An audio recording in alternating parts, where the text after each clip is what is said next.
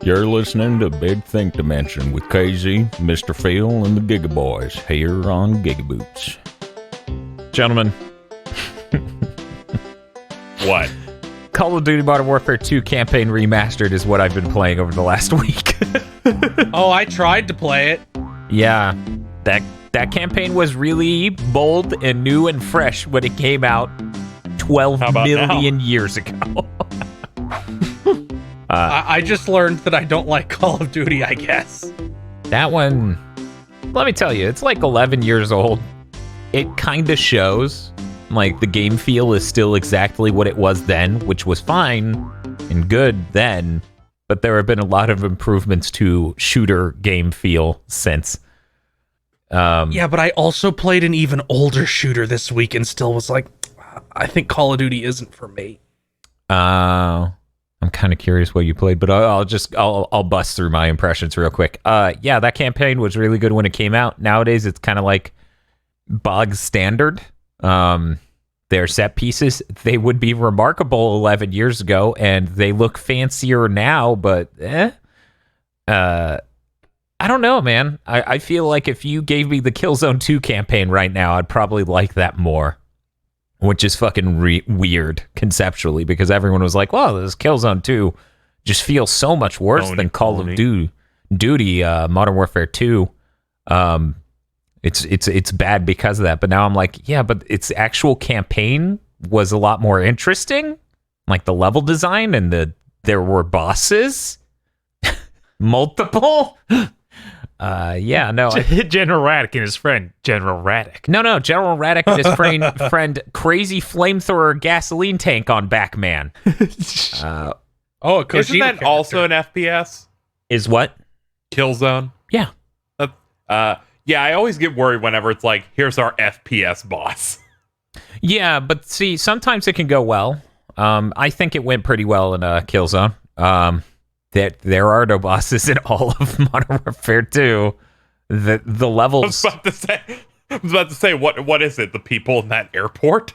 No, if it was someone, it would be like, oh, it's. Let me tell you, Modern Warfare 2 tries to sell you on some things. They're like, the only person Makarov hates more than Americans is trapped in Gulag out in the middle of the ocean. We have to go get him. And I'm just like, this is such fucking action movie schlock. I'm dying. Let's do this. And then we save the guy, and it's someone from the first Modern Warfare, and it's supposed to be this moment of, oh, holy shit, he's still alive. This is a badass moment. Problem, I never played through Modern Warfare 1's campaign, so this moment has never landed for me. But yeah, no, like, I can't really recommend it at all. Isn't this thing like $20 normally? Yeah, like it's overpriced for sure. It's free this month on PlayStation Plus, but it's aged kind of like milk. It was really great back in the day. I always preferred Spec Ops, though. The Spec Ops missions in Modern Warfare 2 were way better than the campaign. Heck, even just playing the campaign in arcade mode was better. Right. Like, that helped it. Yeah. Adding scoring mechanics helps you engage a little bit more. For the record, I am playing it on Veteran, which means it does some goofy shit to kill you. It's like, we put this checkpoint 2 seconds before a bullet goes through your head. You better be holding forward every time you respawn. It's basically that nonstop. Got the energy of someone bad at save states. Yes, the whole way through, because it'll checkpoint while I'm spinning around because I'm bored. So then, Why am I looking at this wall? Exactly, I'll respawn and be staring at the ocean. Be like, fuck, which way am I supposed to be going? Then eventually I figured it out. So that means every time I respawn, I start my play by spinning 110 degrees to the right in time to shoot someone before they shoot me. Because they just spawned. Yeah, there's some interesting and innovative ideas for 2009, but I really can't recommend anyone buy this ever unless you're just the hugest Modern Warfare 2 stan. I'm kind of curious, though, going through this. I'm like, man, it would be pretty interesting to go through all the Call of Duty campaigns since this, to just be like, how did it go from here on out? Because there's no way Advanced Warfare's campaign is this, like, lackluster, I feel. This underwhelming. Like, I've seen segments from later Call of Duty campaigns where I was like, oh, that's kind of exciting and innovative and interesting. I'm trying to think if I've actually been able to finish another one. There's a sex pest in this one. That's scary. But yeah, I don't know. That's something I'm interested in. What shooter did you play aside from that this week, Phil? Halo 3 twice. Why twice? Because once I did it with co-op on Heroic. That was the first time. Okay. And I was like, the weapons feel weak, and that annoys me. Is it because we're on Heroic, so I had to play through it on normal by myself to verify that, yes, that it was on Heroic. Yeah. Halo 3 Although I still think a lot of the human guns don't feel great in Halo 3. I like the assault rifle, shotgun. Shotgun's good. Shotgun's I really don't good. like the I don't think the battle rifle is very good in Halo 3. No, it's kind of nerfed. The human sniper rifle in every Halo game is great. Is incredible, yeah. But yeah, Halo 3's genre defining. Yeah. No, Halo 3 aged really well. Immaculate. And then weirdly they tried to turn Halo into COD. Yep. Even if it's basically just the second half of Halo 2, which is what it feels like story-wise, where it's just like, we just cut one game. I was like, I don't think Halo 3 has the energy of standing on a ship until it spawns a new wave of enemies to kill as you travel slowly across the water. Oh, he means it feels plot-wise like it's not literally the gameplay of the second half of Halo 2. No, there's no elevators you stand on and slowly go down while enemies spawn. Yeah. There's no section where you fly around in a Banshee. Actually, there's one aerial section in Halo 3. I was like, yeah. Is that any? Yeah, I think there's But it has one where you fly, where you use the human planes for ones which are Hornets. Yes. That was pretty cool. But it does not play an unbelievably Top Gun-esque butt rock song on the new graphics. Or what does it play on the original? In Halo 2? What was it? Wasn't it a ripoff of a No, it was an actual licensed song. Oh. Yeah, I'm trying to remember. It was Breaking Benjamin? Yes, it was. I think it was a Breaking Benjamin song. I think no, it was Incubus's Follow. And the Breaking Benjamin was during some shootout near the end of the game. Yes, that's correct. Jesus. What a game. Halo's a fucking video game. Its campaign aged way better than Call of Duty Modern Warfare 2's, which is crazy because it came out, a year before that? No, Call of Duty just explode with money. How does it not just start playing some popular song? I don't know. How did we get this many Call of Duty campaigns and no Headstrong, right? You think at some point that or that song they used for the Navy SEALs or whatever, or the Marine Corps. Or what they advertise it which is sometimes just Eminem or something. Yeah, one year it was Eminem. That was weird. Man. Halo 3's story is really funny because it's very obviously written by someone completely different. There's some real Banjo-Kazooie energy when the Gravemind shows up and is like, remember when I rhymed in the last game? I quit now. Yeah. Except he does it for one line, which just makes it stupid. It is just really funny that they drop that like a fucking hot potato. And then there's Truth, which is one of the three prophets because the other two die in Halo 2. And his entire personality and motivation change between the games. It's bizarre. A little bit, yeah. I always and this should prepare anyone. If you ever see me making a sequel to a thing, prepare for this. I always adore when a thing takes place right after the last thing in a series, but tonally is different. So, or anything. The Last Jedi. No, that's not different in a funny or fun way, like Planet of the Apes 2, Doom Eternal's Halo 3. build up and then drop off of we're clearly building up to a fight that would happen and we're going to do a time skip and everyone's role is kind of different and changed and backgrounds have been rewritten for characters. like I always enjoy that sort of thing. Halo 2 and 3 is kind of like that, so I think it's funny. Because anyone who gets caught up on that stuff just comes off as hilarious. Now here's the realization I had playing Halo 3 that made me black out. I had this during the Warthog escape. It was a very inopportune time to have a revelation. Yeah. Mass Effect is BioWare making bad Halo. But it's an RPG. Ooh, But it's an RPG. Is that good enough? Like I realized as I was driving the Warthog around, I'm like, this seems like the Mako from Mass Effect, from the first Mass Effect game, but it doesn't, but feels like it anywhere in reality it exists. Yeah. Unlike that, which has physics from another universe. And I'm like, man, and then I start thinking about it like, man, the elites, the Turians look a lot like elites, and kind of have a similar like culture. and then you have like, and then there's the brutes, which have a very similar culture, and then there's the little merchant guys, which are also in like environmental suits like the grunts. And I start going, oh, and boy, there's that part in Mass Effect 1 that's just a Warthog escape that you have to do.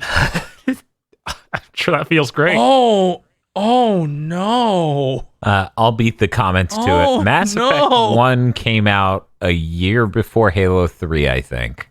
I think it came out later. Mass Effect 1? I think so. I think it was 2008. No, it was 2007, so I think it was so it's same year. Okay. I thought that was an 06. But most of the stuff it rips off would have been before Halo 3. It would have been Halo 1 and 2 stuff. But it just starts to kill me, and then it reverses, and 343 starts to rip off Mass Effect with the giant fleet of space monsters that Cortana controls. Ugh. It even basically has like a flood and something like the Gravemind. I almost had a blackout. That's bad. Like, okay, powering down. It's just, that's how sci-fi is. All of sci-fi is just like Halo. Man, I fucking hate every time I hear some dumb motherfucker say shit like that. Like, oh, all sci-fi, that's just the aesthetic of sci-fi. And I was like, you realize sci-fi is a very diverse thing, right? Yeah, Halo, the original Mass Effect also rips off Star Trek by having sexy blue ladies. It's a very creative thing to rip off. And then in the third game they get it reveals the Reapers can turn them into horrible monsters that are pregnant and also have textured genitals, because BioWare is a weird company. Yeah, I had to see that this week. Oh. Yeah, you saw it because of me, because we had that discussion. That person had that discussion with me. It all comes back to you. You're always my problem. Did you play anything else? I played Link to the Past, because like I haven't played this in 20 years. It's on the Switch, Super Nintendo stuff. I think we should give Phil some time to express his opinions on Link to the Past, because I saw some tweets and they're very, very smart and shit I've been saying to Bob for years, so I want to hear someone else say it.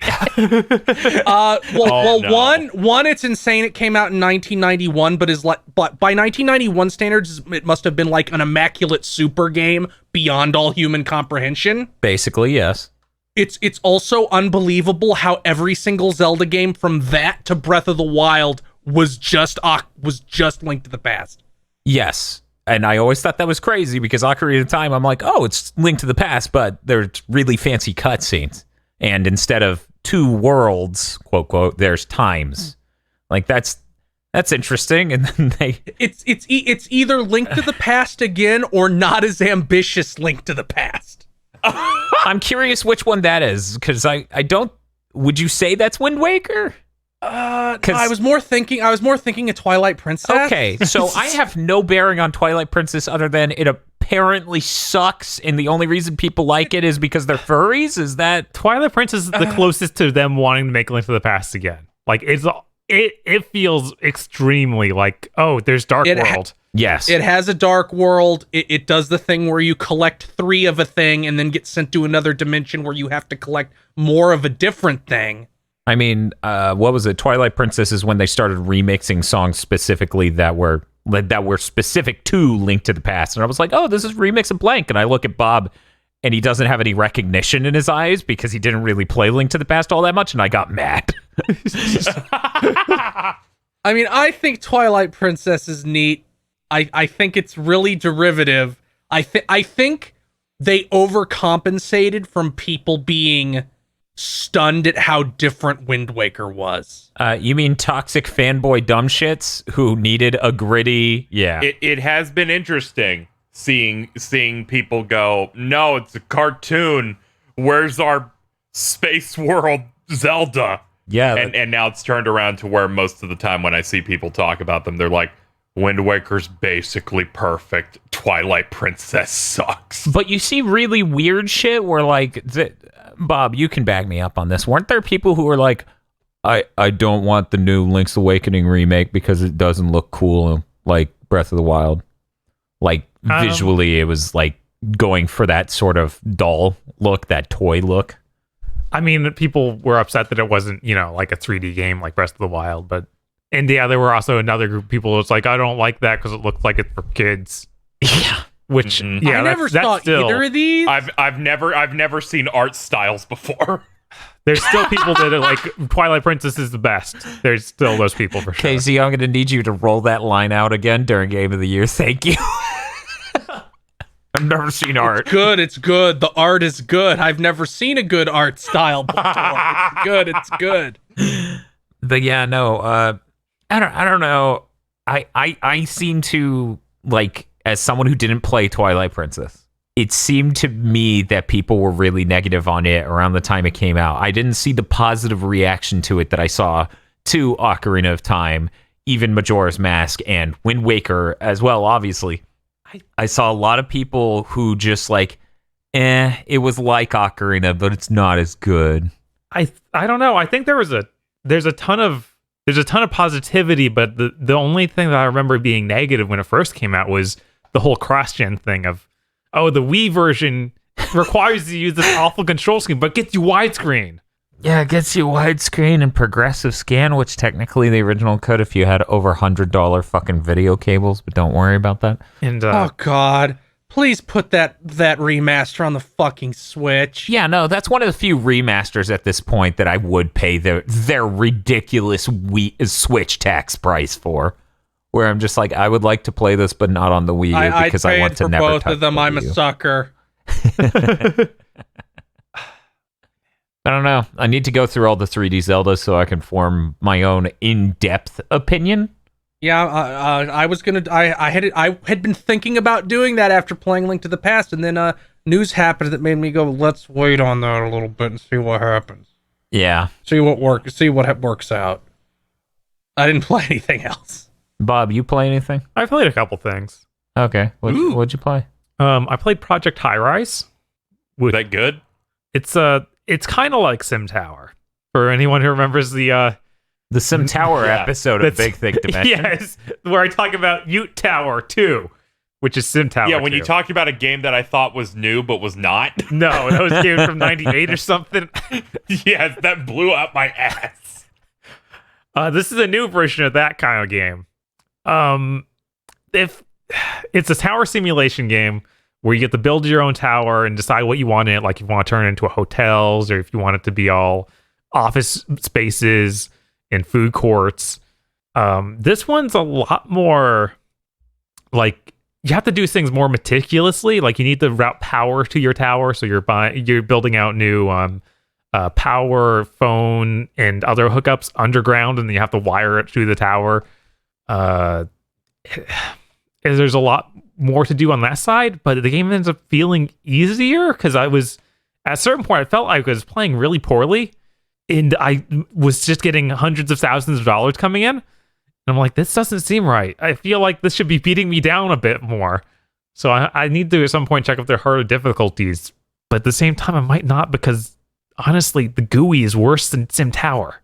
Like, I don't know, the graphical interface, sort of how you interact with everything. You have this set of menus at the bottom of your screen to build out your tower in different ways, but they hide things under the most bizarre menus. Like, okay, I need to make a janitor. Okay. Where do I find that? Is it under building supplies? No, it's not under there. Okay. Where does It's a separate. The janitors are under the building supplies menu, which is where you go to build out the actual physical shape of the tower, basically. Right. Everybody knows janitors are structures that you install. Yeah, because that menu has like 5 tabs that do all different random things. And then you have another subset of menus that's like, okay, these are facilities that different businesses will want. Mm-hmm. And it's buried under 2 levels of menus, and you have like this drop-down menu within that. It's a mess. It feels like an indie game or something that hasn't seen polish. It's insane how much of a nightmare it is to navigate it. And this thing has been out for how long? Years. And it's gotten expansions? Yeah, it's like I bought all the expansions too. It's let's see, Project Highrise. When did this come out? Released 2016. So yeah, they've had time to solve things. Honestly, I need to boot it to actually be able to describe how messed up because a lot of the placement of the stuff is. It's a corn maze. It is. It's just a complete mess of like, okay, here you get a set of stipulations for what lets you build this part of your tower, like this business, what they want. Okay, you see all of those. Memorize every single thing on that list because there's no way you can look at that list while looking at the things you can build. And there's like a half a dozen things you need to build before you can actually build that. It's like, okay, they need a satellite hookup. They need this specific thing like a printer service. And then they also need this. And those are in 2 different menus. It's a mess. And I sat there playing it for probably 10 hours straight. Yeah, I know. It was kind of scary. You just set to it and then you didn't really say much for the rest of the day. Yeah, no, it was like I want to because it has that Sims feel to it where you can just do that. Right. Like it did. I always was having goals. Like it has this neat thing where it's like you take up contracts and it's like, okay, you need to build 10 offices in your building because the city wants you to do that. They'll give you some forward money to do it, and then you'll get a bonus when you actually complete it. And there are harder and harder ones. Those you unlock. You can go down different paths for it. Like, okay, you can do housing or whatever. And I think it has a really neat setup in terms of that, and always giving you goalposts that you're meeting, and also that's getting you a star rating that lets you build more in your tower. But it just feels like a bit of a mess. I wish it didn't, because I would love to go spend even more time with it, because it doesn't give you a good stop point ever. It's just like, keep going, man. Right. You know, like sim games do. Mm-hmm. Yeah.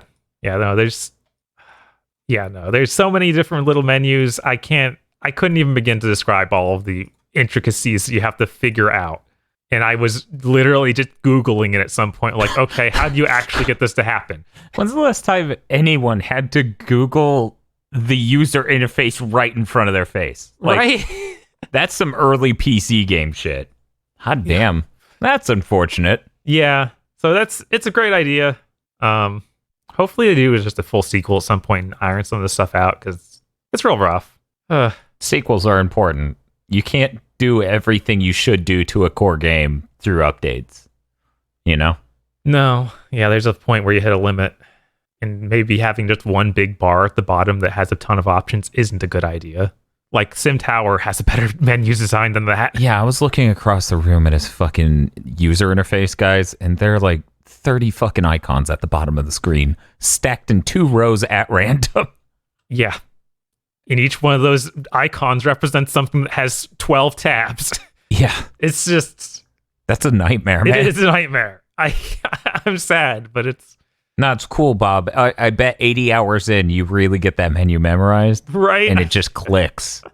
I only played one other thing this week. Okay. I finally finished Nioh 2. So I was able to play the DLC. So I submit that since it's well past Nioh 2 coming out, we take a moment on the podcast. You and Phil can have the Nioh 2 spoilers talk. I haven't finished it. Yeah, I was like, I don't think he finished it. He hasn't finished it.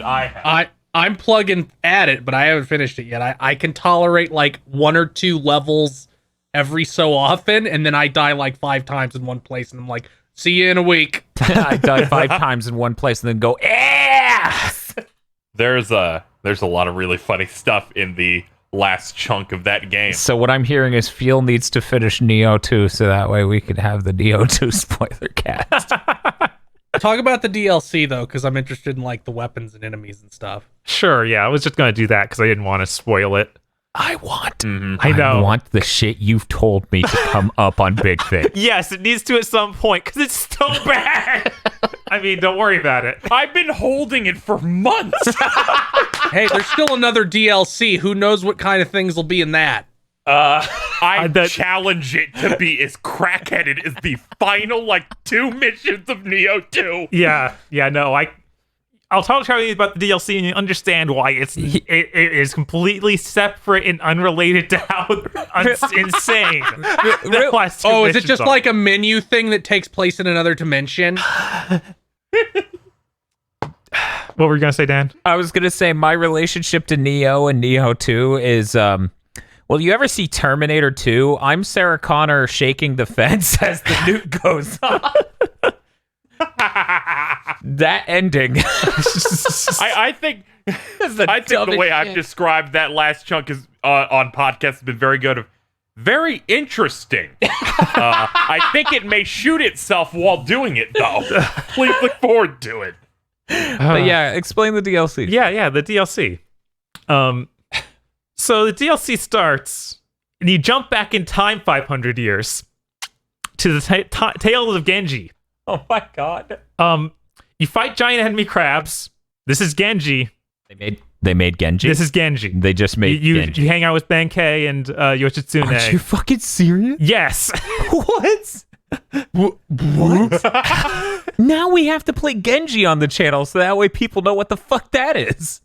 But yeah, I mean, it's a very popular tale. I know.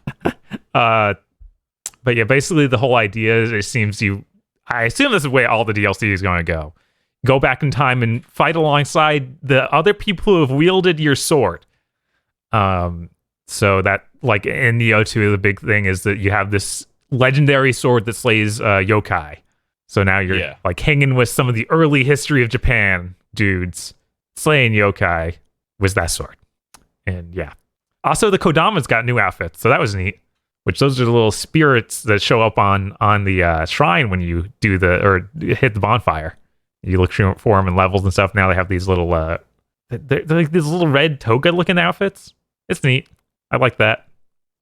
And the main thing was the lunar staff weapon got added, which I talked about that last time, so I don't need to say too much more on it. I've been having fun with it. They put a lot of stuff in that weapon. Like they have this ability where when you do your what's it called? Your stance, like reset thing, so you gain your stamina back. Key pulse. Yeah, the key pulse. You can hit a direction when you do it, and he'll dodge in that direction. So instead of using regular dodge, you're doing that and getting your full stamina back, which is pretty neat. And it's like longer than a regular dodge. The weird thing is you can only do that when you're in low stance. They put a lot of weird little things on it. Like they even have an attack for when you hold the block button and hit the X button, which most weapons don't have that. Like I think this is the first one that does it. So it's added another whole attack slot, which is kind of neat. So it means this thing has a ton of moves. It's really good for like hitting things multiple times too, because like hold down the attack button and the staff ends will they're detachable, so they like twirl with a chain on them. So it's good for knocking down stamina, that sort of thing. But that's everything I have to say about the Nioh 2 DLC. I'm liking it. The first stage in it is insanely long. I think it's probably twice as long as any stage near the end of Nioh 2, which I'm not really a fan of. Yeah. There were 2 bosses in yeah. it. Oh, yeah. I bounced off because I was like, this is getting a little long in the tooth. Yeah. Also, yeah. Whenever I ran into, they're going to make you do more than one boss. I was like, oh, God, why? Because it's just like time they did that, it was against like one of your like rival fights, and I'm like, this took me forever. What do you mean? There's more. Right? Let me hit a breaking point, then we can continue. I'm in tears. No, just play the rest of the stage. Which by the time I got halfway through, I was like, man, this feels long for a Nioh level. And then I was like, what do you mean I'm halfway through? Oh my god! Oh my god! It's meant to be sipped. Yeah. I guess. Well then, KZ, what have you been playing? So you brought it up earlier, and my brain spiders took over in regards to Halo having apparently a licensed song in it. Uh-huh. So I was like, what is the thing I'm thinking of that used something butt rock related? And then I finally, upon searching, found it. In Prince of Persia Warrior Within, they just got Godsmack. Yes. Yeah, it's really bad. Where they would play the instrumental of I Stand Alone when the Dahaka would chase the prince in every chase sequence. Yeah,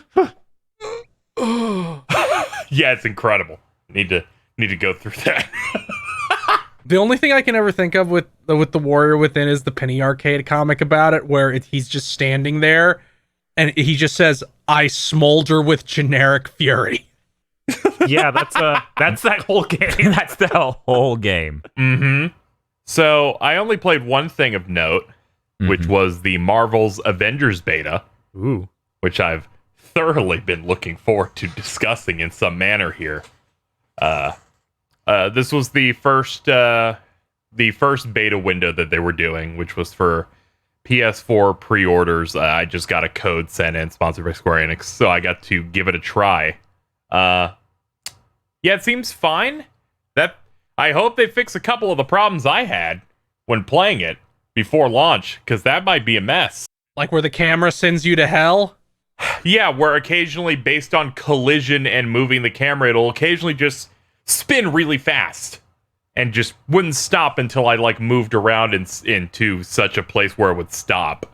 But yeah, it's like your basic 3D brawler. You get a variety of Avengers you get to play as. Each one has different skills. They all feel distinct enough, and I enjoyed my time with pretty much all of them. Nothing really felt like, oh, this one feels particularly rough. They give you a decent amount of missions to go in from the start. You get to do the introduction mission that sets up the story and everything, so you get to jump between a bunch of the different characters, use all their different skills, and it's the big cool set piece type stuff. And then they jump you ahead quite a bit to establishing your base, and once you've cleared that, you get access to the war table, where you can then select your missions and stuff like that. And yeah, I was able to get a taste of a little bit of everything. Performance also needs to get ratcheted up. This was a game where I was like, PS5 needs to get here now. It's really that bad.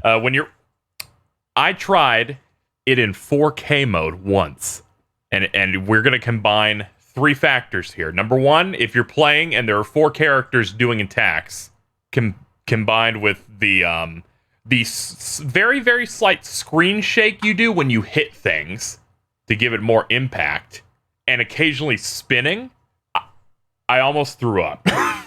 It was like a visual nightmare. On performance mode, the game seems to run okay, but I feel like it starts to dip into the 20s when there are 4 people around and you're doing some expressive combo or something.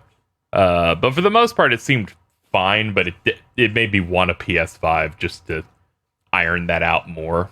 And of course, the loading. The loading's pretty... It's like in the middle of the road in terms of, man, it sure has taken me about 15 or 20 seconds to do this thing I'm doing. Overall, it has a story, which shocks me, because it's good to have a Destiny-like game with a story in it. Characters are actually bantering to each other, and they're developing and setting some stuff up. Do they have a broad, ambiguous term for the bad guys in this, like the darkness or the enemy? Oh, it's based on this organization, AIM. Yeah, advanced idea mechanics. I see. Yeah, because the Avengers get set up, and That's their helicarrier explodes and turns Los Angeles into a quarantine zone that creates mutants, or as they call them here, Inhumans. Oh, because this clearly was a game that was established before they bought Fox. Nobody gives a shit about the Inhumans. They threw them all into the dumpster literally the second they acquired Fox. Also, AIM is run by MODOK. So if you've wondered where the giant head with little arms and legs fits into the Marvel universe, he's the boss of AIM. Yeah, and then they also showed him in one of the trailers recently too. So that's the big thrust of the game. You play as Kamala Khan, who tries to get the Avengers back together because they pretty much stopped doing anything after that catastrophic event happened and Captain America died, but everyone knows he's not dead because they've shown him everywhere in marketing, including his costumes. Well, because literally the first thing they showed the entire game was, let's bring out our Avengers. Here's the guy playing Captain America, which we obviously wouldn't have if he was just dead. Flashbacks, all flashbacks. Yep. The DLC flashback edition. They have a few different types of missions. They got your solo story stuff that has a lot of voice acting cutscenes, some decently designed like areas and stuff. And then you have Warzone, I think they're called. They're like your strikes in Destiny, where it's like, this will take you 20 or 25 minutes. You're going through a longer multiplayer sequence with people, and that's been pretty good. And then they have something I think is called Drop Zones, where they are 5-minute long missions. They're like incredibly short, get in, get out, go to this objective, maybe take out a high value target or take out a couple of waves. So it seems like they tried to mix up what type of content that you can do in there. I encountered one Destiny mission, which killed me, which was Jarvis says, all right, stand on this thing and capture it while these enemies come attack you. Yeah, while the meter fills. It was very cool. Once he got knocked out of it, his kills didn't count or something, or the meter didn't fill at all, even though he's fighting the enemy threat. Yeah, I have to basically stand in it, and it will only fill if enemies are not near it. But the thought process is that one person stands in it while other people are like taking out the enemies that are coming toward it. Yeah, but you didn't have any friends. You were mentioning something about matchmaking was like really hard. Oh yeah, the matchmaking is unplayable at the moment. At least when I was trying it. Where if you try to queue with random people, it has a glitch of failing, which will, as soon as you initiate matchmaking and someone tries to get in, it will then transition to a loading screen that is 8 seconds long. And then it says it failed, then gives you another 8 or 9 second loading screen to bring you back to the start menu. Then you hit continue, go through another loading screen. You're back in the hub to now try the mission, walk up to the mission menu thing again, activate it, choose the mission, brings you into the lobby. The matchmaking failed again, loop endlessly, or just turn matchmaking off with a button. Man, that sounds terrible, and hope they fix that before launch. But you know what would make that better? What? The PS5. Yes, you're correct, because then it'd be boom, boom, boom. I'm like, oh good, this failure is wonderful. And then I watched a stream of someone going, I'm going to invite my friends, and it worked perfectly. I was like, mother... That's like, yeah, if you have friends, you can just hit invite. That shit works like without a hitch. You're like, I wish I had influencer friends who had a code to this. Instead, I'm friends with dipshits who are playing the Batman game on the fucking GameCube. Yes, actually. Not great. Oh, they're playing Panorama Cotton. Fuck them. But yeah, the combat feels pretty all right. I watched... as people put up combo videos of characters in this, which seems psychotic, because I didn't expect people to actually, like, really, like, get a lot of depth out of the characters in terms of, like, combos and setups that they can do, and yeah, every character has, like, an ultimate that they can do, like, Black Widow just becomes invisible, so you can, like, get behind someone and, like, do massive damage with a combo. Hey, she used that power on Marvel executives. Gear in this is stupid. Like, it's incredibly dumb. Where Hulk, I got a level 4 wrist bone, and they're like, here are the bones. inside him. There are nano machines in this piece of gear. They're just better nano machines than you had before. So you equip this one. Because they don't make gear cosmetic in this, like, say, Destiny does. So no characters have cosmetic gear? It's not just the Hulk? Yeah, none of them have it because you have costumes in this game. So it's like Marvel Spider-Man, where you equip a costume, only now you also have gear, but that just makes your damage or your defense better. Yeah, there's no visual representation of gear. There's just costume. Yeah, all they have is like a relic that you can equip, and it gives them like a bracelet or something like that, but they're going to look the same regardless of what gear you get. Kamala What's Harris, up? What do we got? Kamala Khan gets her fucking top tier gear, and it's a Livestrong bracelet. I wonder if I hope they have. I hope Captain America has a shield he can get that looks like the Rob Liefeld knockoff shield that he's legally never allowed to throw. Why is he legally allowed never to throw it? So Rob Liefeld bought the rights to a character. I'm trying to remember what that character's name is. And he basically turned the character, the Fighting American. It was a character called the Fighting American, and he had a shield that looks like he's just a ripoff of Captain America. So he got sued, and the judgment was he's allowed to have a shield, but he can never throw it, or that infringes. Yeah, I'm looking at this motherfucker. This is insane. Yeah, it is. I'm gonna post it in the general for Casey. Rob Liefeld's Fighting American. That dude. Oh my god. That dude on the left is how I feel seeing this. I'm just like, Yeah. Rob Liefeld had to do this after he wrote an issue of Captain America so bad it killed a man. What? Yeah. So in the 90s, Marvel wasn't doing so hot. So they had a plan to give some of their biggest books to Image Comics. This is what caused the whatever fucking event Onslaught is from. Like, Onslaught killed everybody and sent them to the dimension where the Image guys wrote them. So if you ever wondered where the guy from Marvel vs. Capcom 2 is from, it's that. I did wonder that. Is it 2 or 1? I think he's in both. Oh, okay. Okay, gotcha. But anyway, they told the guy who had written Captain America for a really long time that he was losing the book. They were giving it to Rob Liefeld. So he took the first issue home that weekend and died. Oh, Wow. That's heavy. KZ, you play anything else? That's it for me. Oh, okay. Well, having covered all of our games we've played individually, I'm going to throw it over to us for our mini Tony Hawk Pro Skater 1 and 2 roundtable. What? Time travel. Thanks, past me. We're hanging out here. The four of us have now checked out the Tony Hawk Pro Skater 1 and 2 demo. Some of us for 6.5 hours. Longer.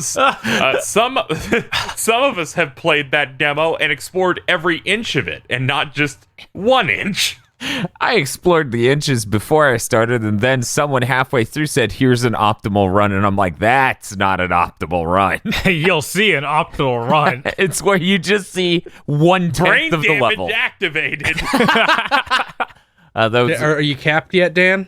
Capped yet? No, I'm 41. I had to fight off the urge to go back and grind some more levels because I need to level cap on Fall Guys before the season ends.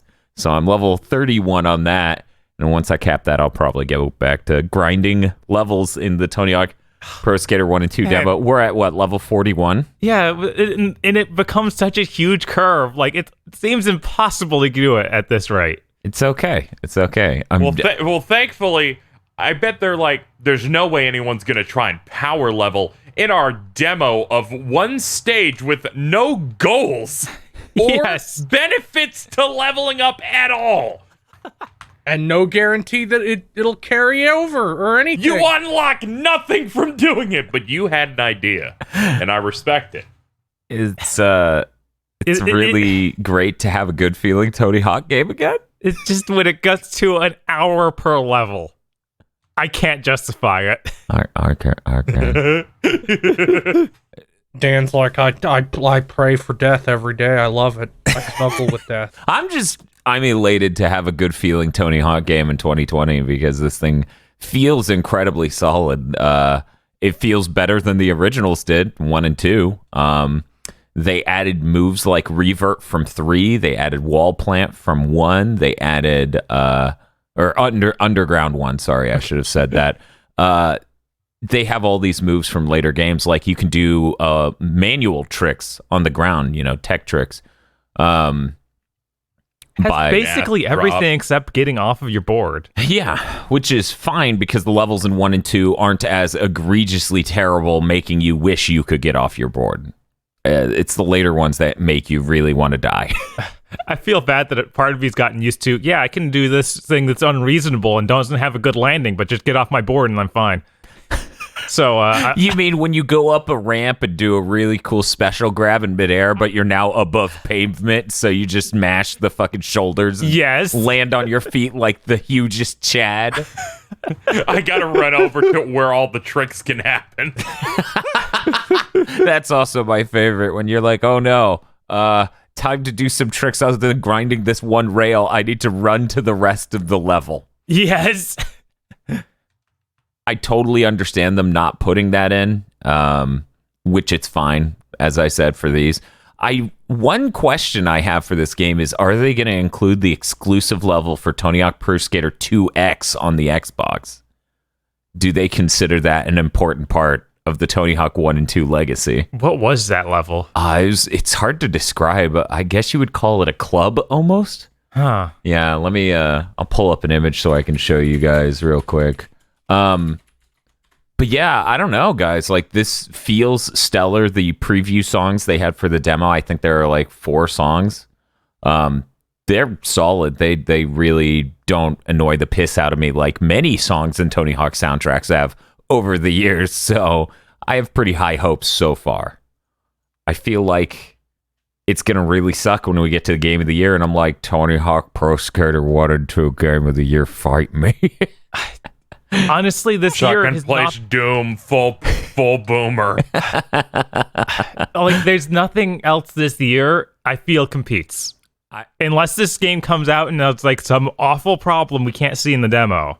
But I can't imagine that. Yeah, the monetization scheme. Yeah, a lot of people have been talking about monetization, how that's going to work out. Whether or not there's a battle pass, which every time someone's like, oh no, a battle pass in Tony Hawk, and I'm like, Oh no, that would be awful. Yeah, I'm like, please don't absorb my entire life. Every time that's come up, people are like, no, don't make me play the game. And I'm like, yes. Yeah, I don't know. That wouldn't hurt it for me. What form would a Tony Hawk Battle Pass even take? We put in dailies. You don't have to do them, and there's not really any innate advantage to doing so, but they're there.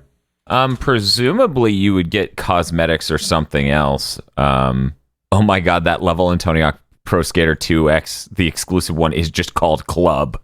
So, pretty good job describing it, Dan. But yeah, the neat thing about this club is that it has a laser light show. There's a light up floor. It's like really neat looking. I wouldn't say it's an especially strong level, but as you skate across the floor, the squares, the tiles light up. It's a pretty neat level visually. I would love to see it in this fidelity. I'll go ahead and throw that at you guys so you can see that. But yeah, it's a pretty cool level. I would appreciate it if they brought that over, which really I would appreciate it if they ported even more, Tony Hawk levels over to this version. Yeah, it would. It seems like it's Activision, so and they like money. Yes. So I was going to say, like, it would seem silly to release another one of these and not just like the other two, like at least 3's courses as like an expansion pack or something. Yeah. But then I'm like, wait, it's Activision, so they totally do that. Yeah, you would think 3 would make the most sense because 4 is when they start getting into goals, and does 4 have a classic mode? I think they invented the classic mode with Underground. They could those are unique maps, so they could just fucking throw those in. Or it has some unique maps. I think it's like half unique and half old things. But that is when we start getting stuff where it feels like you kind of need to get off your board. Yeah, the level design of 4 especially, and Underground, really do get into I need to get off my board if I ever hope to see this entire chunk of the level. But yeah, it looks like from what I'm reading here, there are 5 exclusive levels to Tony Hawk Pro Skater 2X, but I've only ever seen the club personally. That version overall is very strange because even though it runs at 60 frames per second, all the animations are like at 20 or something. Yeah, I think the Dreamcast version of 2 also had that issue.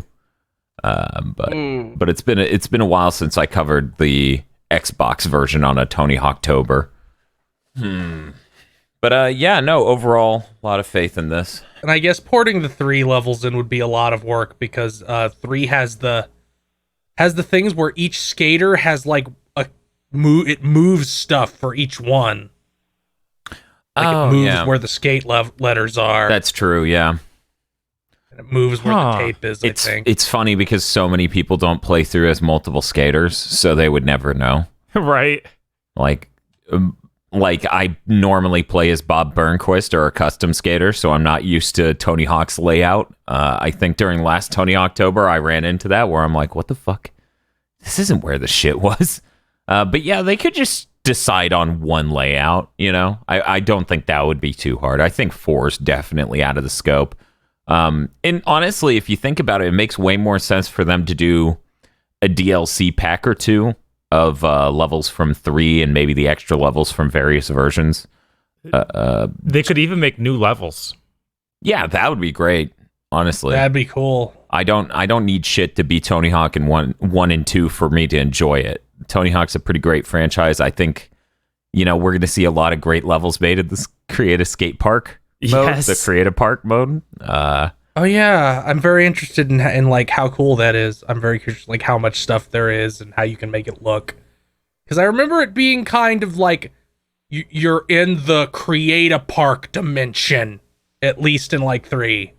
Yeah, it depends on which entry you're talking about. I think Underground 1 is when it starts getting crazy and it's like you're in a volcano. Mm-hmm. It's pretty good in 5. You're a bad man. I wouldn't know. I've never seen even a second of that game. I don't think... KZ, have you played Tony Hawk Pro Skater 5? Why would I pay $60 for Tony Hawk Pro Skater 5? You're telling me that I'm damaged. That's why. Yeah, I've seen plenty of it. You know, like when you would hit that button, do ground pound onto the rail to get to the grind faster. Yeah, and then sometimes it doesn't register that you're grinding, so it doesn't credit you for pulling off a move. God, the game's so still killing me that that's still $60 on the PlayStation Store, and this is going for $40. Yep. They must not want people to buy it because that is a thing. Yeah. They're like, if somebody's insane, they can have it. But we don't actually want you to buy it because it's bad and reflects badly on you. Yeah, it'll scare you away from the new stuff. KZ was digging through some old podcast text logs, and he saw when we launched Armchair Devs.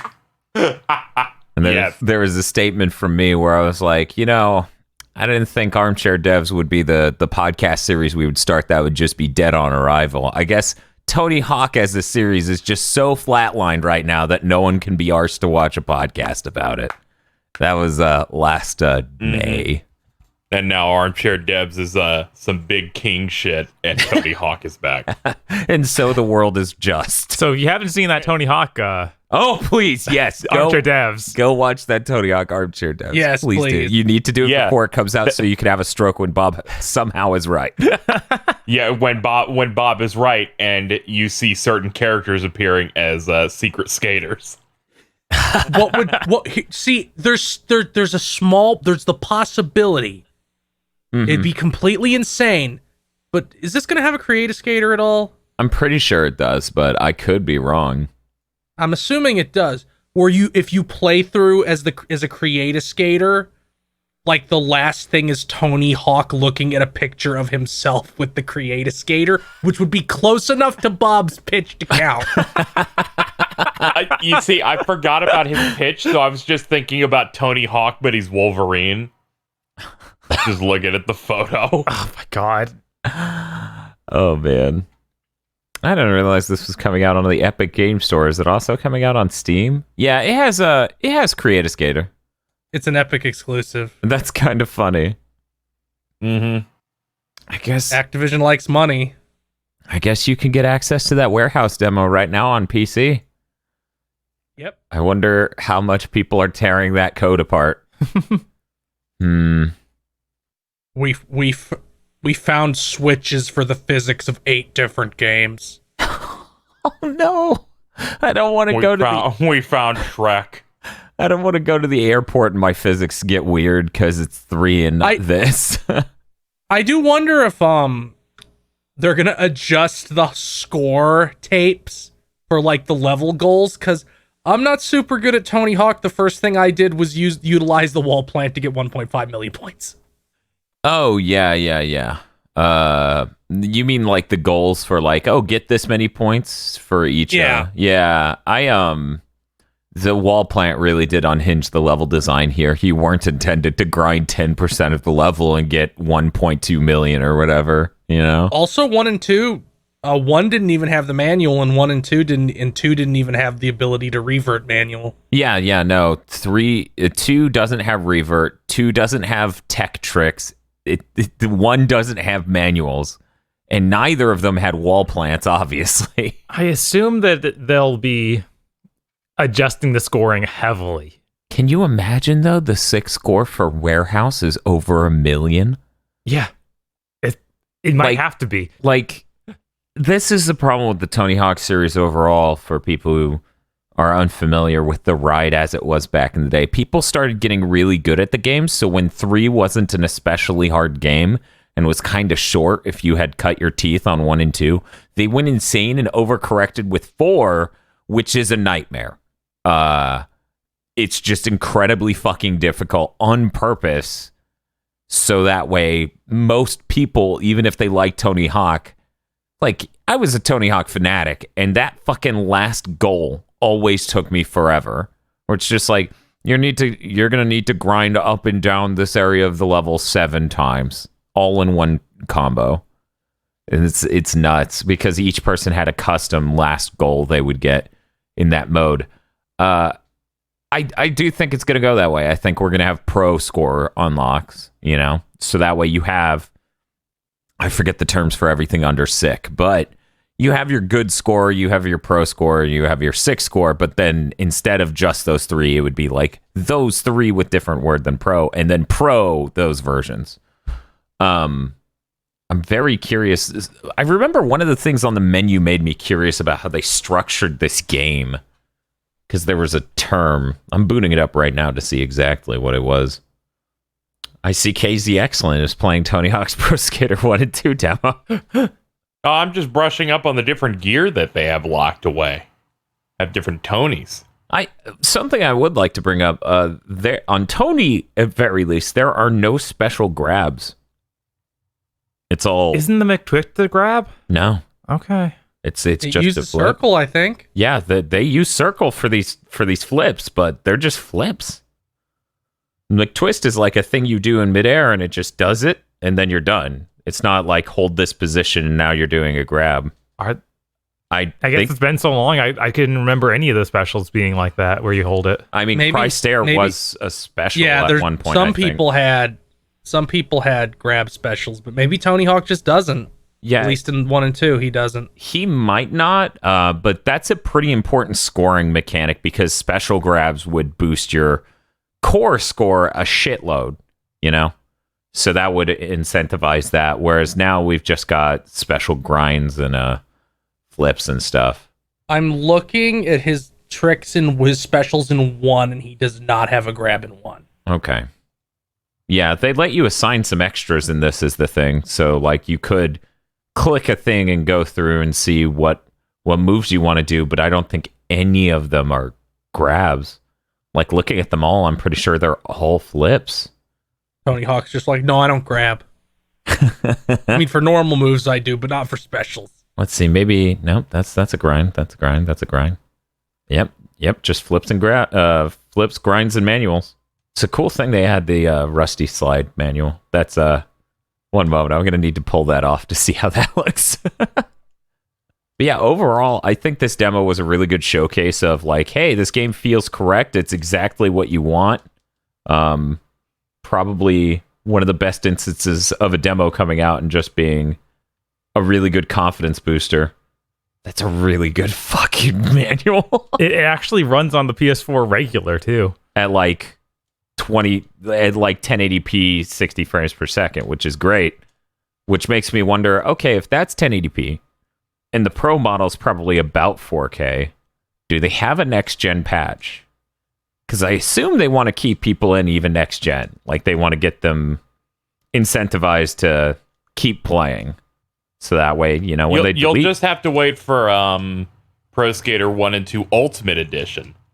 There will be a separate version of the game you'll pick up. Okay. One, I would absolutely.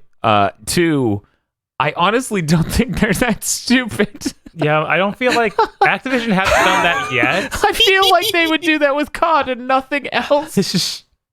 Yeah, Activision is kind of like, Call of Duty seems like it might be winding down a little. We better stop selling everything else we own at the pawn shop. Yeah, and that's a good thing. It was a good moment when they started seeing the shrink of Call of Duty and realized that, hey, maybe these other IPs are worth something. And then Crash did well, and I think everything started improving from there. Really, it's really good because if you look at the like grand scheme of like video game genres and stuff like that, you see a lot of the classic 3D game genres die out during the PS3 era.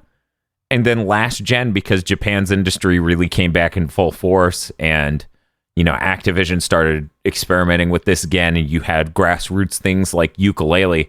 A lot of those genres started coming back. So I hope this next gen is just even more of that, that we get more variety and stuff.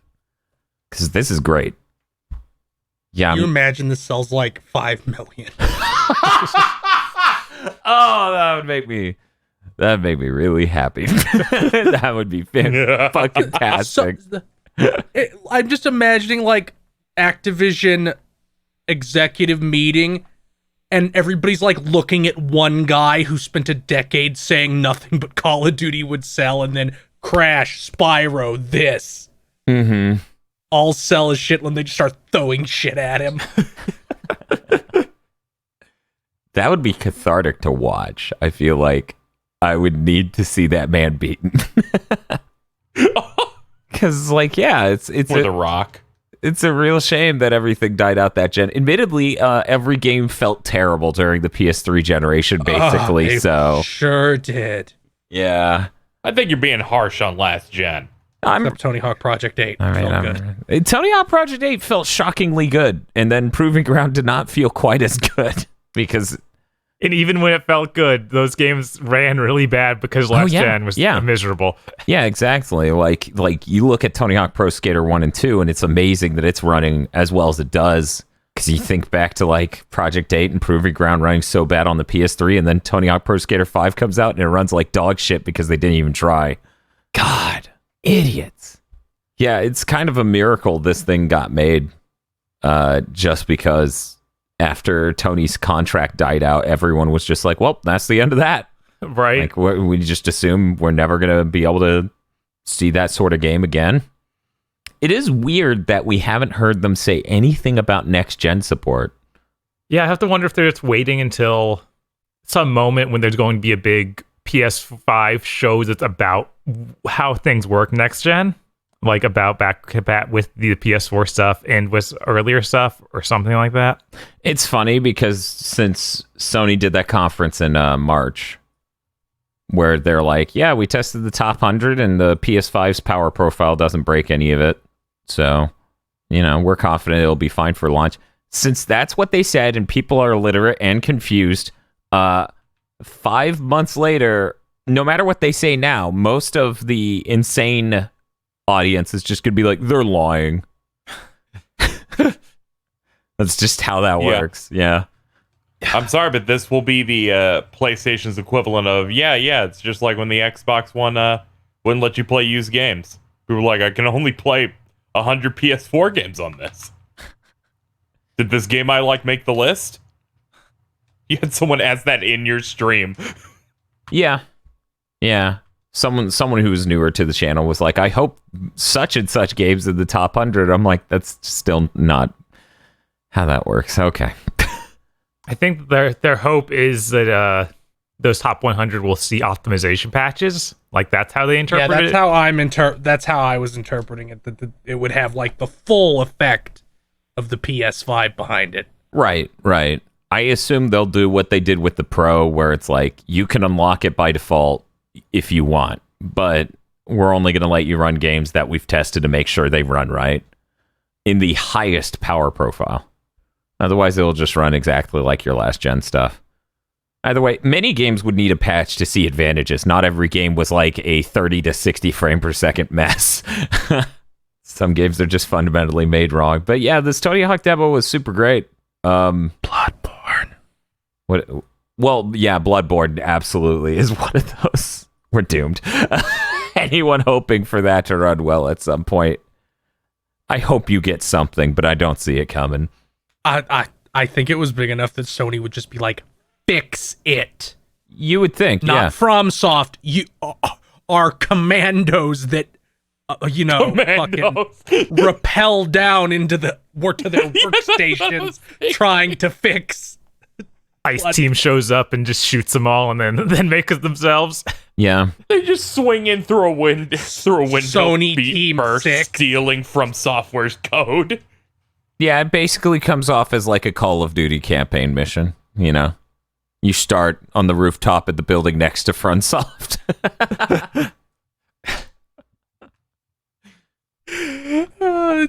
It's the nuke scene, but it just runs at like 4 frames a second, and the frame pacing's all fucked up. It sounds like one of those your rape videos. So it's just blown out audio clipping speakers. No. No. But yeah, this demo was really great. I'm really glad I spent 6.5 hours streaming it. I'm definitely gonna play more of it before the final game comes out. Playing parts of it. I played that level. They only have one level. Ergo, I played all of it. Casey's like, no, I went around and wall planted on every single separate pixel of wall. Thorough. Yes. I think the real shame, like if we're gonna say that, oh, it's such a shame. I feel like the real shame is that we got this and not like a Tony Hawk 2 level. Like, I kind of want, like, I feel like, was it Hangar would have been a better level because then we would get to see the chopper. Yeah, Hangar is just a better version of this level. Yes. Like, literally. Yes. Which is why I wonder if they're gonna do both. Yeah, I don't know. I'm not sure if you're going to see every single level from both of these games or just like the highlights from each. I assume it's their just interviews have said they're doing every level from both. Yeah, games. it feels like there's not. It's not. Also, there's not an enormous amount of levels. They've shown footage of Hangar already. See, I thought they did that, but I was like, no, let's not assume. I don't want to assume that I saw that because I may have just dreamed it up.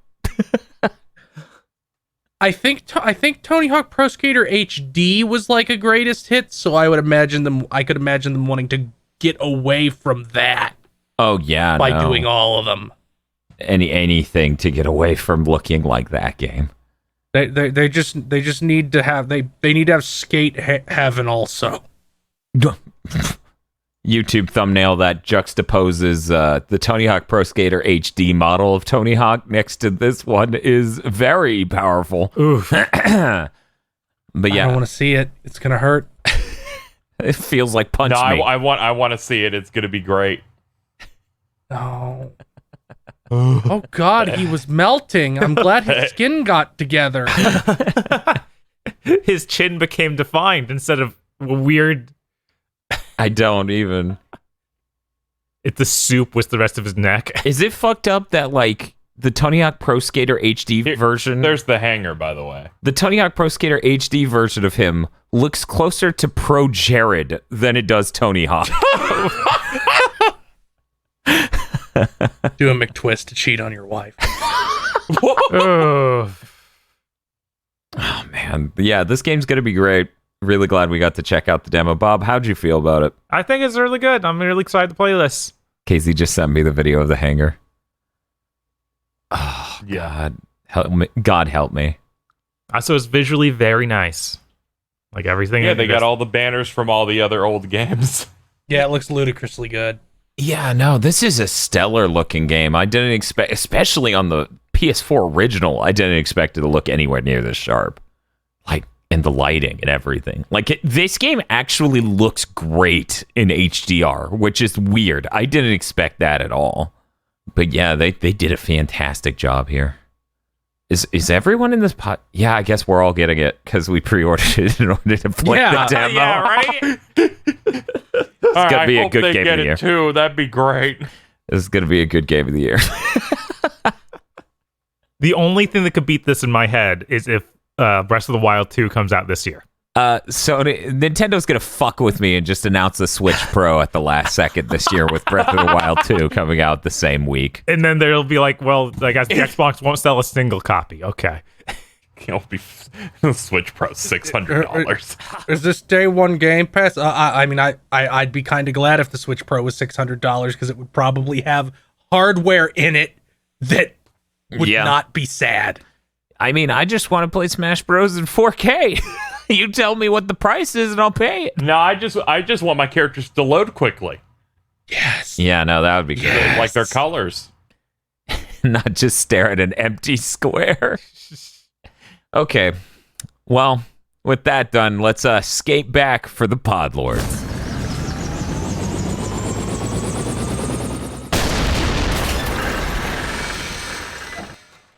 Whew.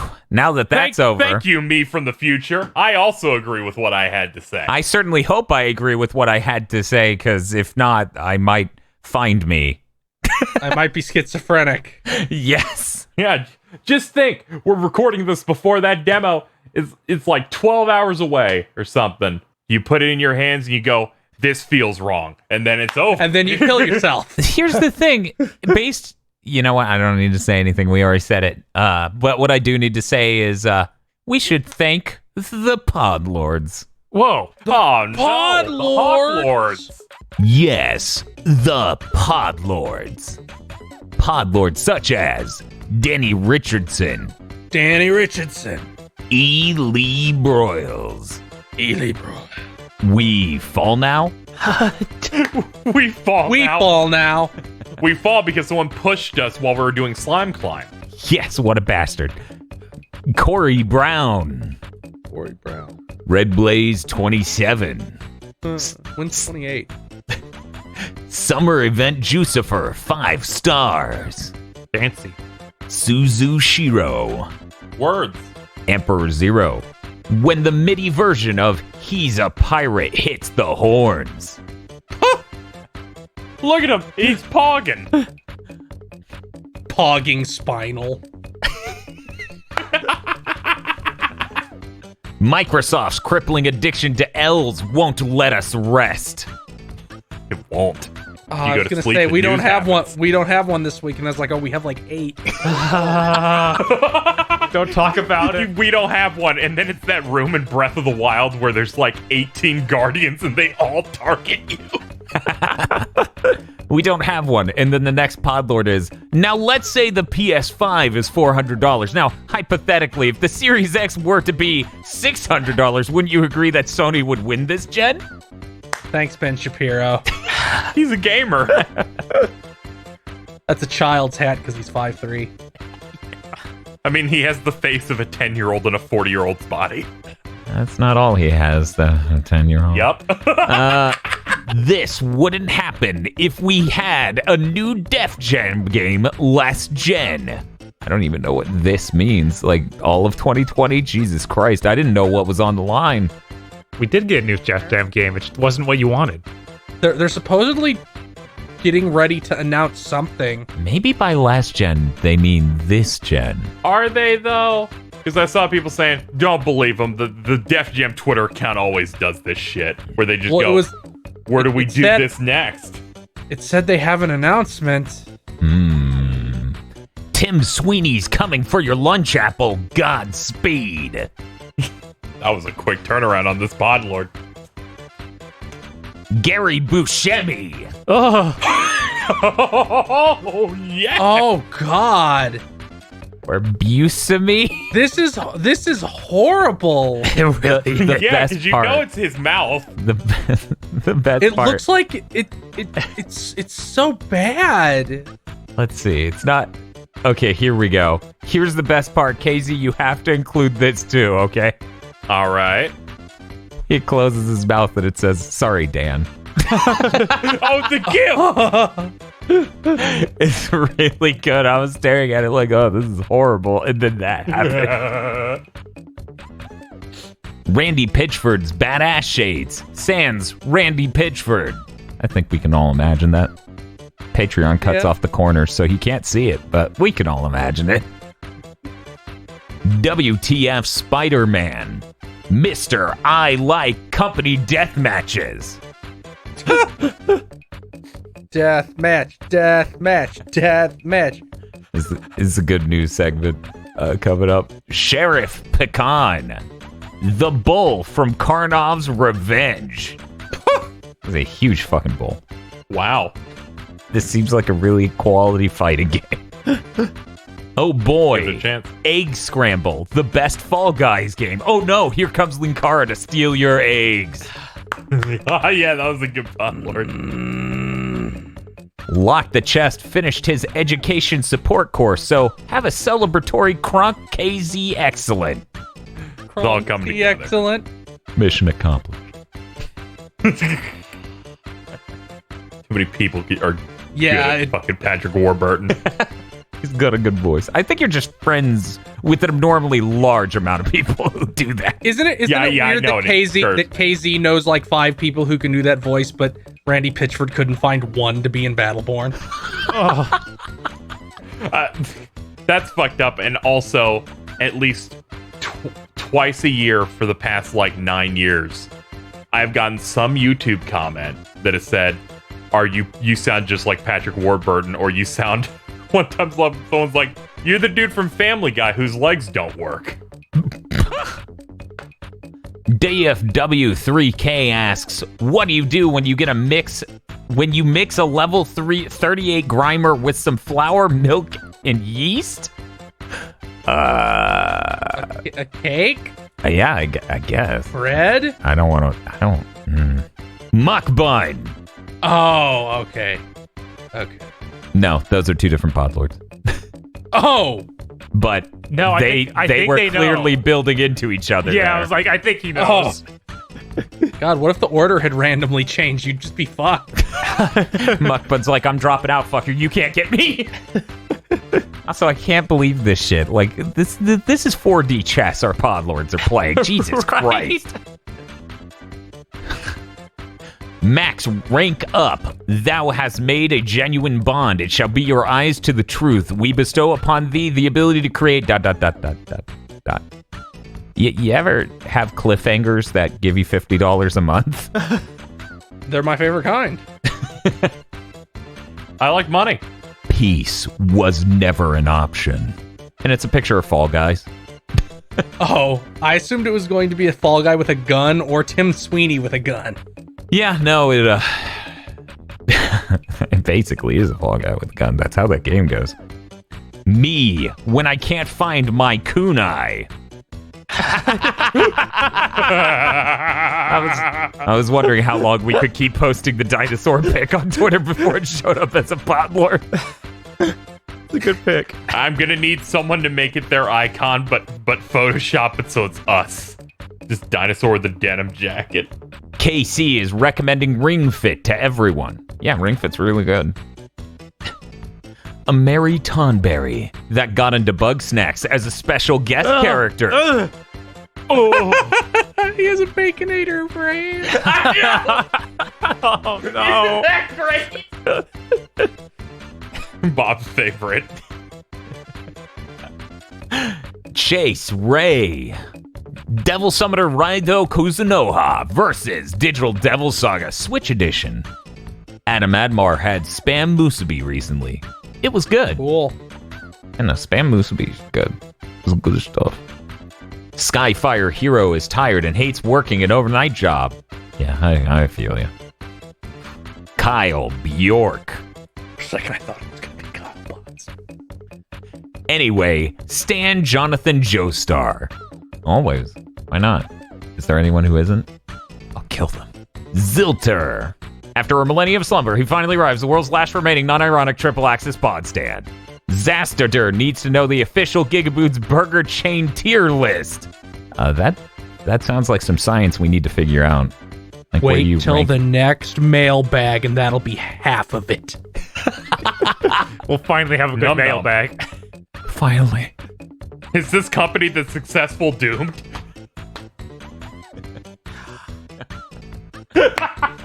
Ilyana Viridian has been playing too much Fall Guys, and Seesaw is pain. I was really afraid it was going to be Ilian Gonzalez. Where you at, Ilian Gonzalez? No! Zebo 101 is being delayed to 2021 because they look like Halo Infinite. That picture's really good. Thank you. Just the grunt. Tails gets pushed back. Okay. Oh no. Here's the best thing. This Podlord's trying to fuck with me, but they typed this wrong, so I'm going to read what they typed because it's not correct.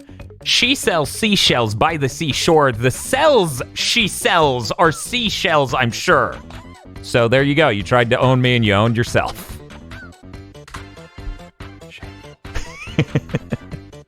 Dan activating his trap card and just eviscerating a Chokes on you, starts arcing with energy. 8-year-old me trained for this day. Oh no! Maria Kondenzavna Eve. Okay. You're turning into bangers. Damn, CVS, where'd you get that one? And I shit you not, this Podlord, first-time Podlord, showed up for this. Thank you. Egg scramble bat. Yeah! Yeah! I'm like, I need photoshops of the dinosaur. What do you mean it's at the end of the segment? No, I'm just staring out of the corner of my eye at it, and I'm like, don't laugh. Don't laugh. Thank you very much to our Podlords. Thank you, Podlord. Thank you, Podlord. Podlord! Thanks. And if you'd like to become a Podlord, you can go to our Patreon at patreon.com/gbpodcast. Fuck you, KZ. For as little as $5 a month, you get access to many benefits, such as Cursed Content Club commentary tracks, where you get to hear us suffer through whatever bad movie we watch. Cursed Content by Committee, where you vote on what bad movie we watch. Extended Armchair Dev Pitches, where we show off our whole arsenal that we may not have gotten to deploy during the episode proper. And early access to our 2 anime podcasts, Mondo Cool and Chugging Bleach. That's patreon.com/gbpodcast. Where you can also find the movie Isolation 119, which has been optimized for the GigaBoots podcast page network. The only podcasting network with more exclusives than Series X. Sorry, guys, we're gonna have to delay the full cut of the sort of digestive calmness. Need to get this quality up a little bit. I'm trying to get this CGI house to build a better trailer that gets you more excited, but it just keeps not working out. Thank you, Meme Man 98, for sending me that image of optimized for GigaBoots Podcast Network. That's real good. I appreciate it. When someone said to me, hey, I guess you guys have more exclusives than the Series X, I nearly died at my desk. Just fucking dead. Because I never would have framed it that way in my brain. Gee. I think when I saw that posted, I was like, I'm too... It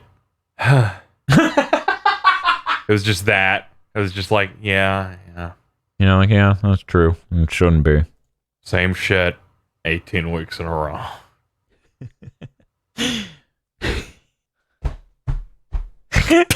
Marketing for fucking Xbox Series X handed by Philip Seymour Hoffman's Ghost. You're not very ethical. That's not very pro-consumer.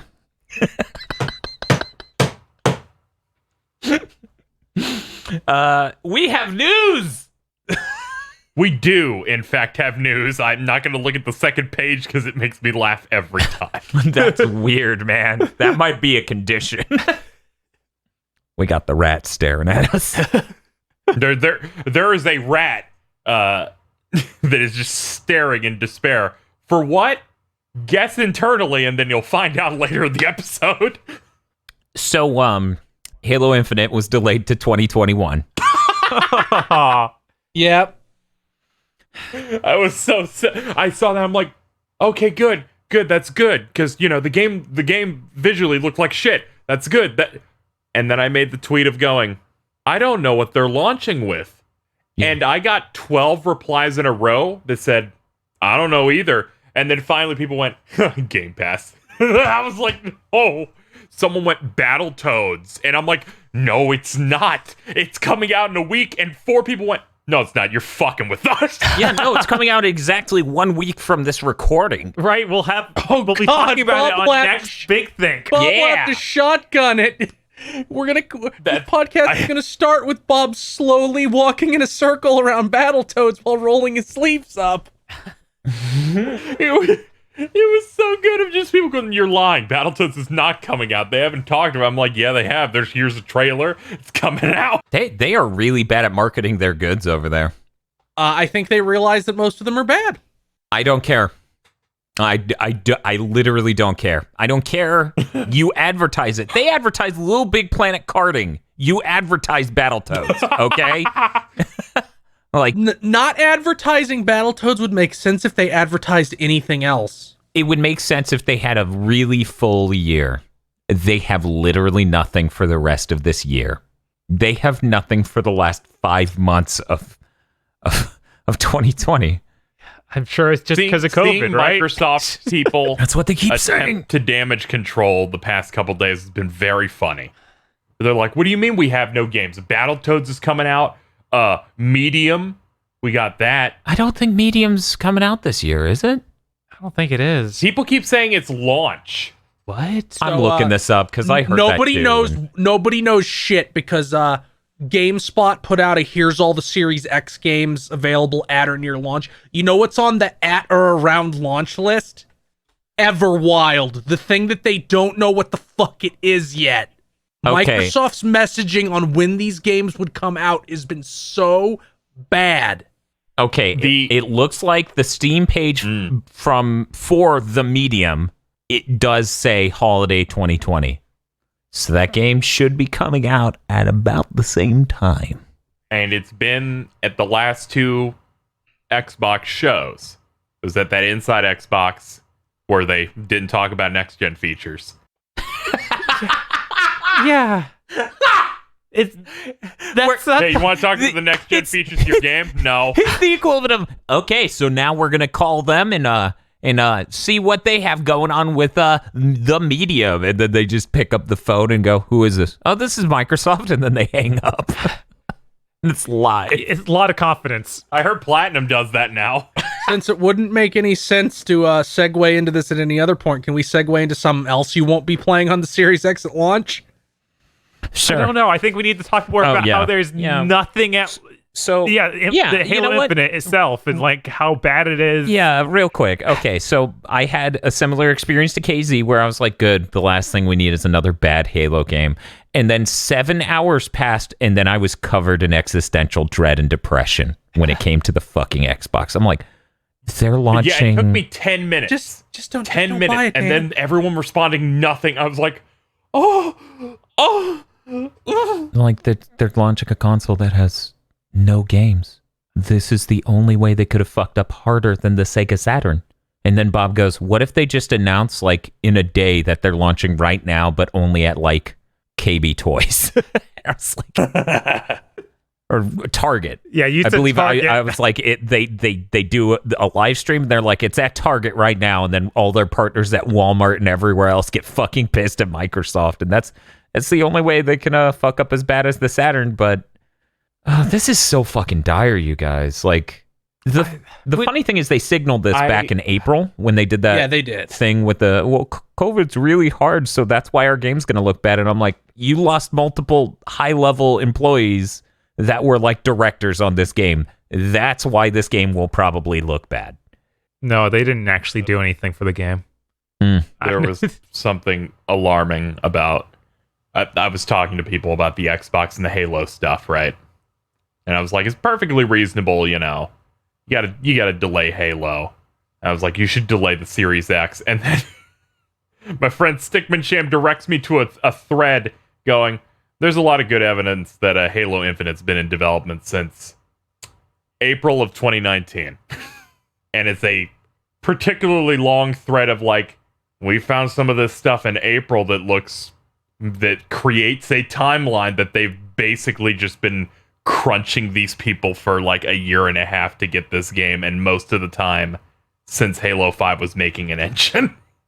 And I got intense anxiety. I sincerely hope that's all horse crap, because trying to ship the next Halo game in a year and a half. The next Anthem. That's what that is. Yeah. Then some people going, yeah, this person who worked on Halo 2 said, yeah, things over there, 343 apparently have been particularly brutal. And I'm like, oh no. I mean, that's the tone Bonnie Ross, I believe is her name, had in every interview she did. And I'm like, oh my god, it's Anthem for Halo.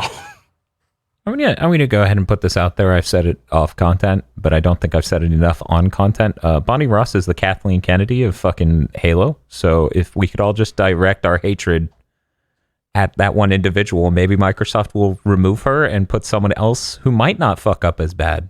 I don't think anyone at Microsoft exists who could do that, but hey, let's hope. Yeah, it feels like it's just a nightmare over there. Like, no, none of these IPs feel like they're being handled well at all. Yeah, and as I sit here and think about now, the Xbox is launching with one game called The Medium, which is the least searchable name for a game ever. It's third party even. It's not third even party, and it's not exclusive to the Xbox. It's also on PC. I think about if the Xbox line of consoles drops out in 2 years, how does Phil Spencer's career look? Because he was over Xbox during the darkest period and then the end. And somehow we're still going to be positive about him as a manager. Like under his watch, they shut down even more studios until they eventually had none, and then just started having to buy a shitload of studios. Like they have a first party game coming. The Series X at launch, though. Gears Tactics. I knew that was what it was gonna be. Fuck you. trying to figure out. People have literally said that. They're like, you people are exaggerating. We got the Medium, Battletoads, Gears Tactics. This is dire. We have and then they follow up by going, whatever, that's not even a real Spider-Man game over there. Like if let me be frank right now, the pack-in game for the PS5 looks more promising than all of Xbox's first-party offerings for the next 6 months. Yeah, I'd rather play Astrobot. The PS5 ships with more exclusives than the Series X has. Oh. And that moment when I realized that really hit me hard, and I was really upset because Gears Tactics shouldn't count as a hot exclusive for the Series X. That game came out 5 months ago on PC. Fucking played that. I know that moment where Phil nearly died. Yes. He's like, no, that game came out. Some say Fuck he's you. still dead. Yeah, I was really confused. I'm like, because that's insane. It launching on PC first, months before console, is insane. It makes a rough amount of sense as if it's just another game in a pantheon, right? But they don't have a catalog. They don't have a stable of games. They have nothing, and that's the major first-party offering from them. Which Gears Tactics may be fine, it may be okay, but it getting ported to console isn't... That's nothing new. That's nothing to launch a new system with. This is the least promising system launch ever. I hate everything surrounding this launch because you have this delay of a major game that's going to be the selling point of this new console. And Xbox has done the we're pro-consumer thing over and over again to make talking about this insufferable. Yeah. So when you go, this console launch is going to be really bad because it has nothing worth buying on it at launch. And people go, stop that. It was COVID. It's a pandemic. Be understanding. I'm like, fine, delay the fucking machine too. Yeah, it seems ridiculous. It's not just having pushed it back a whole year. They need something. Let me put it this way. They have no problem shipping the box called Xbox. Yeah, I was going to say, like, we have other things shipping tech products are still launching properly on time elsewhere, I'm sure the PS5 will launch just fine. Like, in that game that is a pack-in will work just fine. That Spider-Man game will be smaller than the first, but it will still be a great game, I'm sure. Like, stop blaming COVID because you shut down all of your studios and now you have nothing to show. It's like you can't just you can't use this situation that's happened as a smokescreen every time your company is incompetent. Yeah, and that's what it really does feel like here, and it's upsetting because it's like, look, I know COVID made development of games really fucking difficult. But for the love of God. That console does not need to launch now. It does not need to launch in November. But they committed to not giving a shit. They did that like 5 months ago. They were like, if Halo slips, we don't care. We're launching the console. And now we're going to see how that works out. Spencer's staying true to what he said. I remember that interview, and I was like, and I thought internally, this is insane. You would then launch with nothing. The exact same thing happened to the One X. The One X's launch game was going to be Crackdown, and that got delayed over a year. The only reason I didn't just immediately react with "you're the dumbest motherfucker on the planet" when Spencer said that months ago, I assumed sometime during the summer we were going to have a game announced that came out this year. Crazy, right? Yeah, you thought there was going to be they were going to show you the thing, like in the way that Sony did that show, and you saw like 12 PlayStation Studios logos. Exactly. Yeah. But Xbox kind of did that for a bunch of games that aren't materialized yet in any way. That's the thing. It's going to be it's a game made by them, but not on Game Pass, so they couldn't put it in the show. I still don't even think that's happening at this point. We're doomed. I know. Just wait a couple weeks. I was going to say wait a couple weeks, but then they said that they pushed some announcements out of August. Yeah, Shinobi, who's a renowned leaker in the game industry. Yes. He said they pushed their August announcement out. And I'm like, listen here, you motherfuckers. You have 4 months, including this one, to announce shit for November. One might argue you have 3 because November shouldn't count. Announce this shit. Stop making this the worst fucking console generation launch ever. And then this isn't just like for Microsoft. It's worse. It's worse for Microsoft because they have the Series S, which just got confirmed accidentally, but not by Microsoft, which we can go into now. Which people are now assuming that those controllers are dropping on the 6th of November. So maybe that's when the X drops. Yeah, because for those who didn't see it, the Xbox Series new controller was like someone had the package. Got a new button. It's got the share button.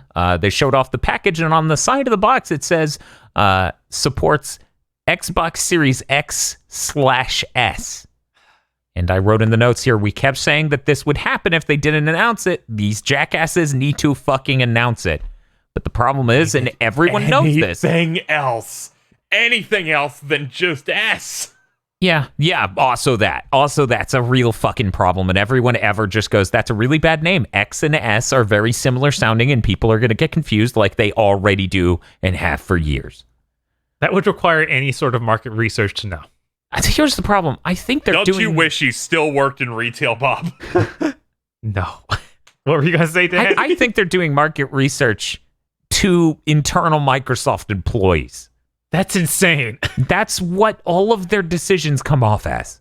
Because Game Pass being the next Xbox sounds like a thing that would make sense to people within Microsoft.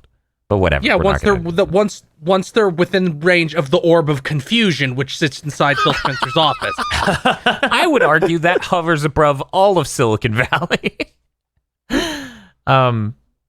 But yeah, the package for the controller said do not open until November 6th, 2020. So people are saying the Series X is probably launching then or very close to then, because sometimes controllers come out a little early. Yeah, it's always possible that. Ugh. So at least we know it's November, a thing that they accidentally announced on like the Filipino Xbox account earlier this year. Or was it the Thailand one? Which one said Thanksgiving and then corporate said, what the fuck are you doing? Oh, yeah. That was hilarious. Hey, So sucks. let's shoot the other Microsoft thing in the head right now, so we never have to talk about it ever again. Yeah, sure. Okay. So you know what you won't be playing at launch? Fable. When am I gonna play that? Probably 2024. Because they're looking for a lead script writer, lead game designer, lead AI engineer, and lead animation director.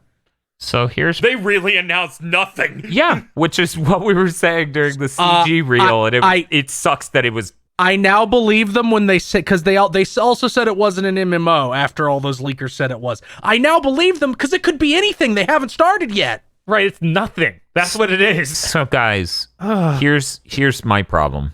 Okay. When I heard this news, I started to entertain, what if Microsoft intentionally stalls development for things because they want to announce them at E3? They're like, you can't put up hiring positions. People will figure out it's Fable. That's psychotic. That might be the most psychotic thing I have ever heard. They couldn't function as a company. You hate that because you're entertaining it. I just They have hurt. forced me to entertain it. The idea that, okay, it's official company policy, we can't start development till we've announced it, is insane, because we don't want job listings to spoil it. They're like, well, guys, we finished a lot of the pre-development. We would really like to get into the core of development, but we need to hire some leads and et cetera, et cetera. And then Microsoft's like, well, we wanted to announce that as our big E3 thing. It's going to be our in just one more thing. That is worse. That is worse than a cartoon version of Square Enix at their worst.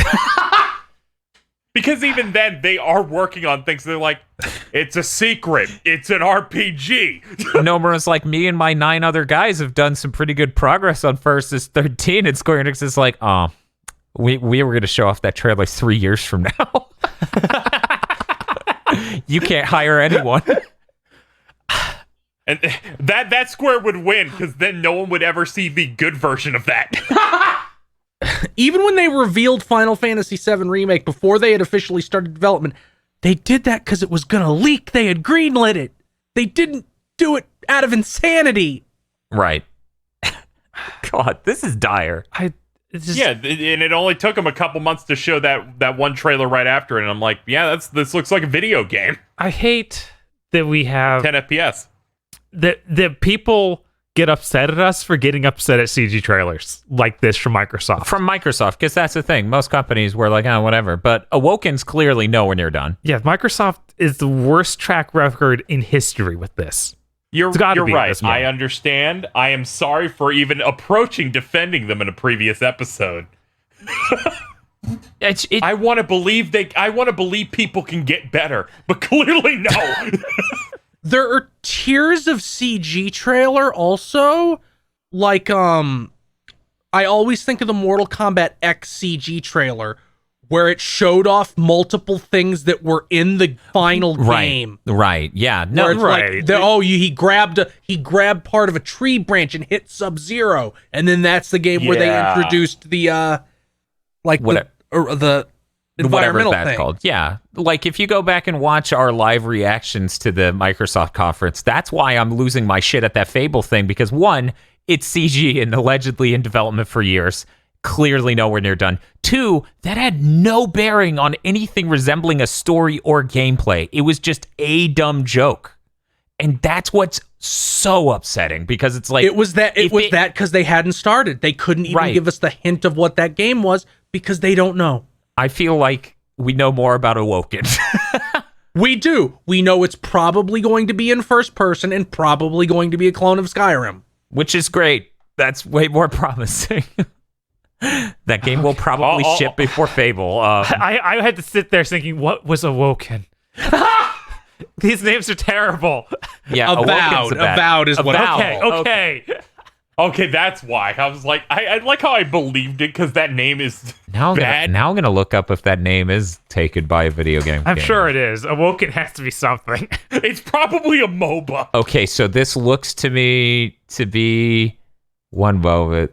This is... Okay, guys, maybe don't search this up. Okay. Do we have it on the other news? Oh my God, guys, no, I'm fucking losing it. One moment. Oh no. So I search up Awoken. You found Isolation 119. No. This isn't me finding something new. It's something hilarious that happened on Google. So I search up Awoken game, okay? And then it's like, hey, you should try the Scary Escape game. It's a Flash plugin on this website. Install it. And I click through that, see it, and then I back out. And I'm like, okay, I'm done. And then it pops up with this box below that Google return. It says, people also search for Awoken Obsidian, Avowed game. Awaken. Oh, no. So I'm like, no way. If you search Awoken Obsidian, does it brings up Avowed. This is awful. So apparently I'm not alone. Apparently other people have been calling this game Awoken. Apparently it's a bad name. No way. That's hilarious. I'm gonna cry. I've never been so justified in misremembering the name of a game where Google's like, everyone's doing it. Here you go.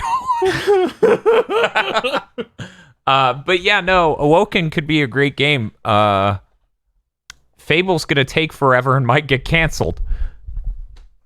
And that sucks, and that's terrible, and this Xbox situation is the worst it's ever been. And guys, if you thought the Xbox One was them bombing, I'm willing to bet that this is going to go even worse for them. No, they're putting up the giant posters of their service plan in every store is totally going to get them sales. You're talking about that phone contract model? I'm just talking about Game Pass. Is this how GameStop's going to survive? I am waiting for them to update like that page that they have with the Series X Ultimate Game Pass version where you buy Game Pass for like 5 years to get a console. You know, Bob, I feel like you haven't done this enough on the podcast. If you have done it before, do your rant about Xbox Live prices. Oh yeah, a lot of people let this slip by in the whole, maybe they're going to get rid of Xbox Live. Right. Or make it free. Make it free. Yeah, make it free. But what they really did is took away every buying option online except for 1 month and 3 months. So meaning if your Xbox Live is running up right now, you have no way to buy a year of Xbox Live. If you were to buy a year of Xbox Live 3 months at a time, it's $100. That's up from $60. So guys, they effectively, without any journalist or anyone picking up on it, they raised the price of Xbox Live by almost twofold. That's kind of huge. That's horrible. You can't go into like the Xbox UI and be like, no. I want it yearly once it runs out. Apparently, they took away the ability to do that. Yeah, I didn't see that anywhere. I only saw when buying new Xbox Live, 1 month is 3 months. I'm surprised 3 months is even there. That's insane. That's so insidious. Yeah. I can't believe. Yeah, I'm booting my Xbox right now. I'm going to go try to buy any amount of Xbox Live and see if it'll let me buy a year. I'll do that before the end of this podcast. We'll see exactly how fucked this is. Because already, as Bob I went said, to the web store. Yeah, so Bob, I didn't use the Xbox console. But Bob used the web store. I'm going to go see if the system, the console store, is consistent with that. System. Because here's the thing. Usually they're identical. Yeah. Like they've integrated that pretty closely nowadays. So I haven't seen a lot of discrepancies between the two, but I'm going to find out.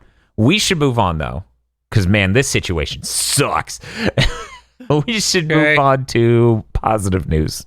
Give me anything. Fall Guys has already sold 2 million on PC alone. It's really stomping ass. They're probably fucking having a party at that developer studio because goddamn 2 million on PC. Yeah, no, that's good. They're eating well. That means like at least twice that is on or playing it on PlayStation at least. Yeah, I watched an interview with one of the lead guys over there, and they're like, "Yeah, it's everything's on fire in the best way." And then got asked a bunch of different stuff, like, "Are you gonna put in ranked?" He's like, "Yeah, we're not really looking to put MMR in." in Fall Guys. Yeah, I can imagine. God, that would make my life hell. I'm just hanging out with a bunch of people with shitloads of crowns, and I'm like, uh-oh. Yeah, they said they weren't too interested in that, and they also imply the PS Plus is doing way too insane in terms of how many people just got it from that. Yeah, I bet it's at least 10 million people. Yeah, and I'm They sure were a saying it was lot absurd. are buying those costumes. I did not know the last game this developer made was the Gears Funko Pop game. Oh my god! What a glow up! What a glow up! Oh man, me and Bob. That is this studio. Reaching and then for they're the like, we went to Devolver and we pitched a thing in which we said it was like Mario Party, Takeshi's Castle, and showed them some gifts. And then they said, okay, here's some money, make that game. God bless Devolver. Guys, sorry, I know we're in the happy news segment. I'm here to confirm you cannot buy a year of Xbox Live digitally anymore, which means the moment those cards leave stores, that shit's gone forever. That's insane. Just to break this math down, to buy 3 months, you have to pay $25, which is about half of what you had to pay before for a year, because it was $60 a year. No wonder people thought it was going away, because that's insane. It is insane. Give me good news, please. Here's good news. If you try to buy Xbox Live Gold, it has, I shit you not, 6 pop-ups below the option to buy Xbox Live Gold, as though it's a drop-down menu. You know, when you select a thing and it's like, do you want the blue thing or the red thing? It's that, but it says Xbox Live Gold, $10. Xbox Game Pass Ultimate, $1. Xbox Game Pass Ultimate, $1. It's 6 times. God. It's an identical option 6 times. The UI isn't even done. How is this the company that makes the biggest operating system in the world? I think they literally made 6 pages. Just look at Windows. 6 pages in the past that led to Xbox Game Pass Ultimate tiers. Like, one of them was normal and the other was Ultimate. And now they're just like, whatever, they're all 6 the same thing and it's $1. KZ, read some positive news. Okay. All right. This one was interesting. The creator of Scott Pilgrim just dropped a tweet today that said, Ubisoft has contacted me. That's it. So Good. Hopefully. Looks like they're finally going to rescue the Scott Pilgrim game from its hell. Maybe now that all those Ubisoft people are fired, something can happen. That one guy's like, no, fuck that game. I feel like it's calling me out for dating 16-year-olds. Oh my god! Oh my god! Okay, it's fine. This is, they're doing another Ubisoft show in a month, so if they fast track this, they could at least do a cool trailer being like, yo, this game's back. Yeah, that game will look really raw on the OLED. Oh, yeah, absolutely. Oh, hell yes. They could make it render in proper 1080p or 4K, and it would look pixel sharp, and oh man, that would be good. What's funny is that game was so popular in like circles and people that I watched and stuff that I knew about the game before any of its source material or that movie. Yeah. So I'm like, oh, they made a movie on that game? That's interesting. My experience with Scott Pilgrim was a very intense one. Oh, okay, that's wonderful. Would you like to continue with it? Or? I mean, that game's good. That game's all right. I think more people should get access to that game. I just don't own the graphic novels and watch the movie in theater 3 times and own it on Blu-ray. That's a beat 'em up, right? Yeah. Yeah, I think it's like a lot like River City Girls, a lot, but not as good. Okay, my question was, my question was, will this come out? If this comes out fast enough, will it also be another game that'll make Battletoads look bad? Oh, yeah. It's don't worry, it came out 8 years ago, and it's doing that already. Oh, no. and Double Dragon Neon. So are we going to dodge this large chunk of news here? No. Or do you want to just eat it now? We gotta talk about Let's eat it. Okay, Let's eat the fried chicken from Golden Corral right now. What the fuck? What? Why? Never do that. Fried chicken from Golden Corral is about the worst life decision you can make. It's okay. You just cover it in chocolate. And then you eat your meatloaf from Golden Corral. I would cover it in the white gravy. Yeah, I was going to say, if you're going to do something, do nacho cheese or white gravy, depending on what the thing is. Oh. Please look forward to our Golden Corral spoiler cast. Sure. Just once. It's okay. It can never happen Because- the disease will wipe out that franchise. Oh, that's right. That's No! right. Thank God. It's going the way of Barnhills. Oh no! God, I think I drove by it. It had a sign out front saying "Now open and disease free" or something. No, wait, now open. No, it's trying to safe. trick you. Now open and Like the safe. witch's house. Like, no, you're not. There's literally nothing you can do at Golden Corral to make it safe. Bob, do you promise the first me? part made the second part untrue. Bob, do you promise me it has that sign? Because it might be worth driving out there to take a picture of that and posting it to Twitter before this big thing goes up. I'm almost certain it says that, but I can't be 100%. They might I'm have going taken to it need down. you to do that. Because man, if I'm going to need you to do that. they do that, Bob, if that is there, I can get crystals after I get that get that picture. That's a win. That is a win. I rarely get to eat crystals. Dan, What's up? it's not often that you, over the course of maybe 3 hours, see a large corporation enact their multi-phase grandmaster plan on someone. No, that's pretty crazy. Because here's the thing. Normally when corporate entities move, they're like Goliaths. They're like Titans. It takes time for them to do stuff. They have to set their mind on a thing and go there. Nobody in the corporate world reacts within, let's say, even a day news cycle of each other. This was a boxing match, is what this was. This was one of the most entertaining things I've seen in months, in which so Epic did something interesting where they took Fortnite and gave you the ability to do direct payment on like V-Bucks and stuff on mobile. So this makes it so that you could pay to get the thing that you want. It ends up being cheaper for you. Because it cuts Apple out. Yeah, because it cuts Apple out. They don't get their 30%. Naturally, Apple responded by deleting Fortnite from the App Store. And then Epic goes, "You've activated my trap card." Within 10 minutes of people going, "Shit, it's gone," Epic has now served An 80-page lawsuit. 80 page that they tweeted from the Fortnite Twitter account. Whoa, I didn't know they tweeted it. They posted the PDF on the Fortnite Twitter announcing it to people, not adding anyone. Yeah. And at the same time as that, Fortnite also tweeted, "Please look forward to at 4 p.m. Eastern, we're going to be debuting our Fortnite short that you can watch in Fortnite, 1980 Fortnite," which is supposed to be making fun of, the 1984 Apple commercial. Oh.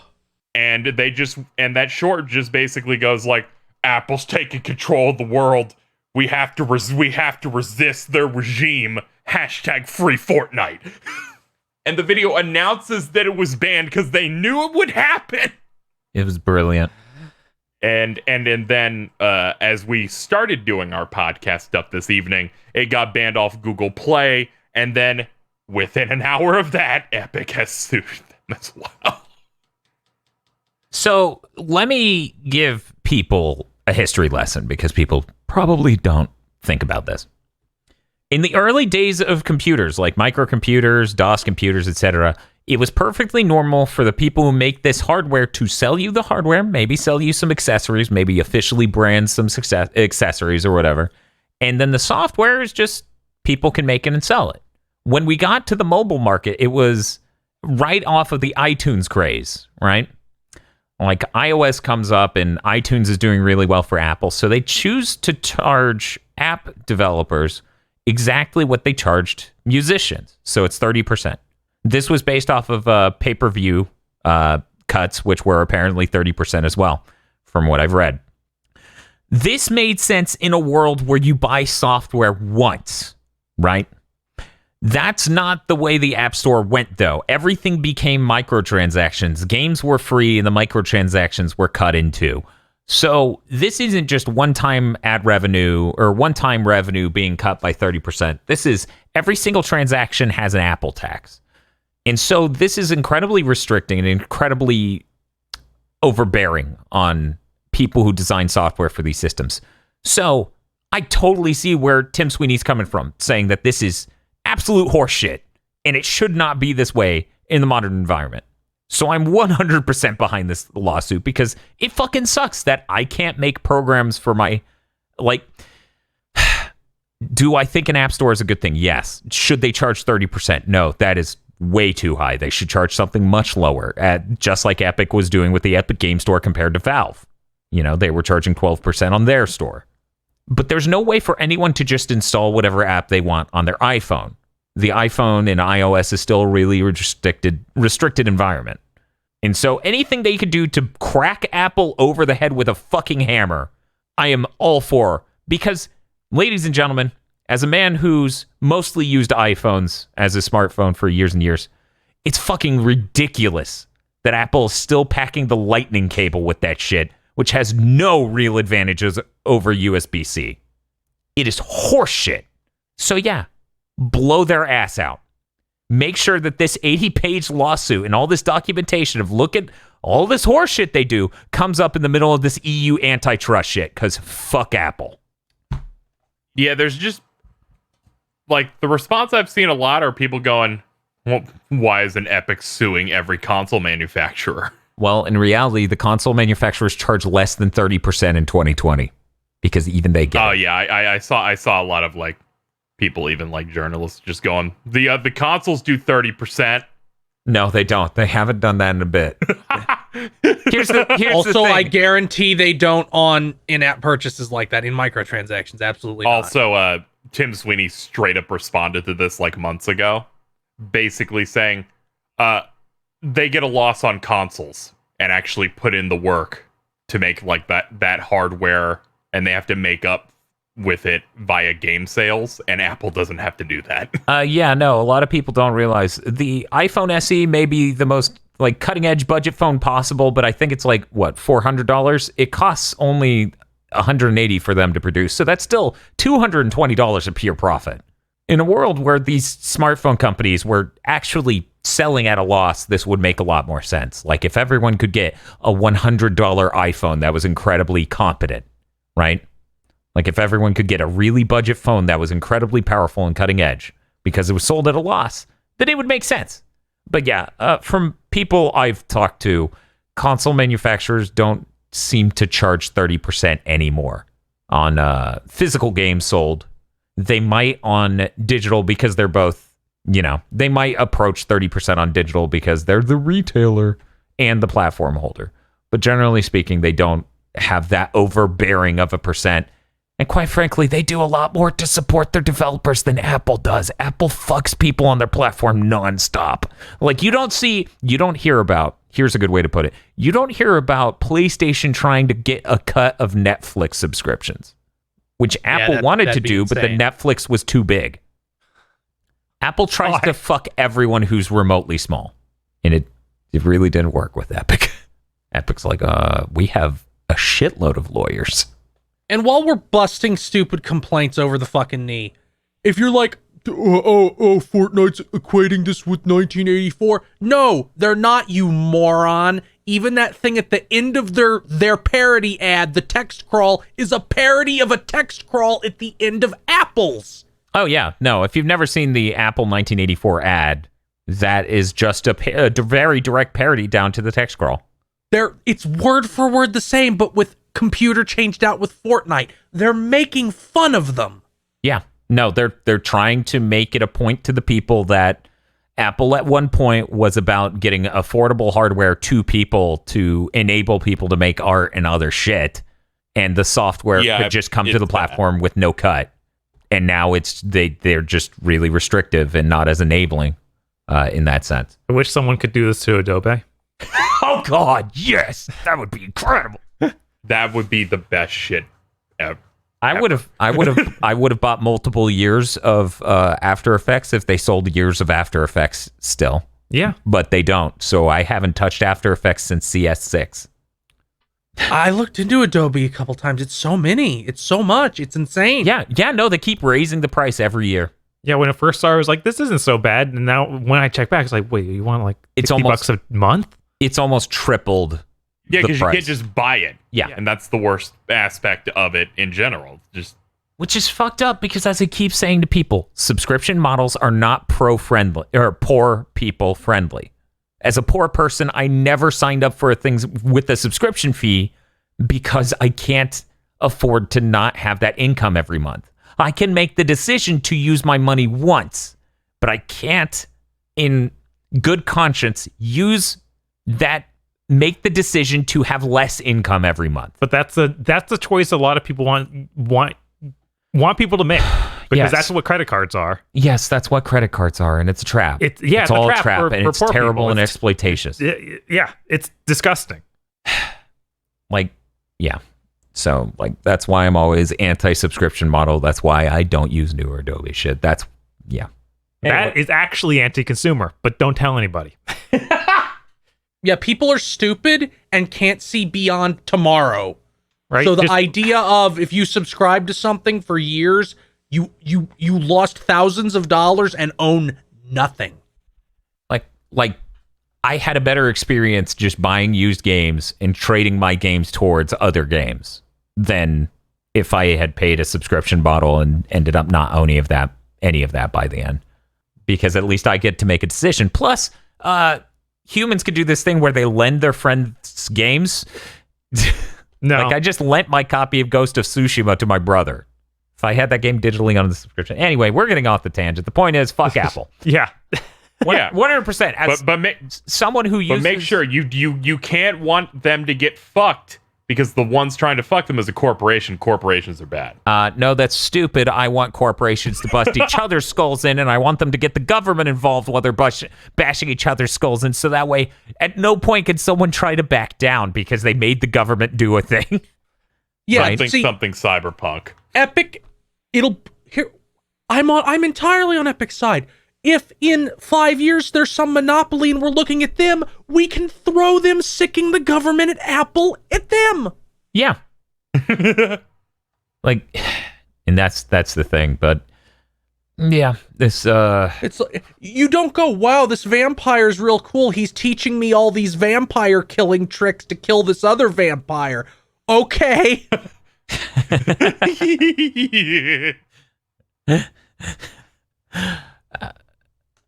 But yeah, no, it's Apple could be better as a platform holder for sure. And now that they're getting Apple Silicon into the MacBooks, it looks like they're going to take the MacBooks this same direction. So they're going to make a PC where you can only buy from the App Store, and no one should want that.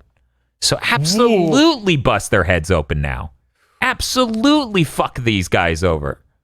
I like iPhones because they're a lot more performant than Android phones. And by performant, I literally mean CPU and GPU.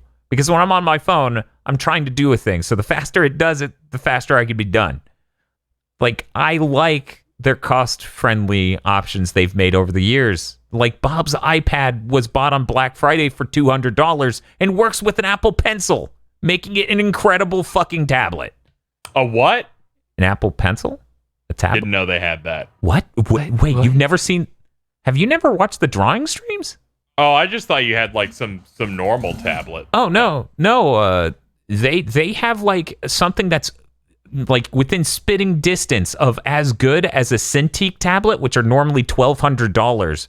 But Bob paid $200 for well, technically I paid $200. Whatever. That doesn't matter. The iPad was $200 on Black Friday, and the Apple Pencil is only $90. And it has an incredible fucking high resolution screen, and it has really good pressure 10-bit pressure sensitivity and angling and all these other features. They make good hardware. They're just assholes sometimes. So absolutely bust their heads open.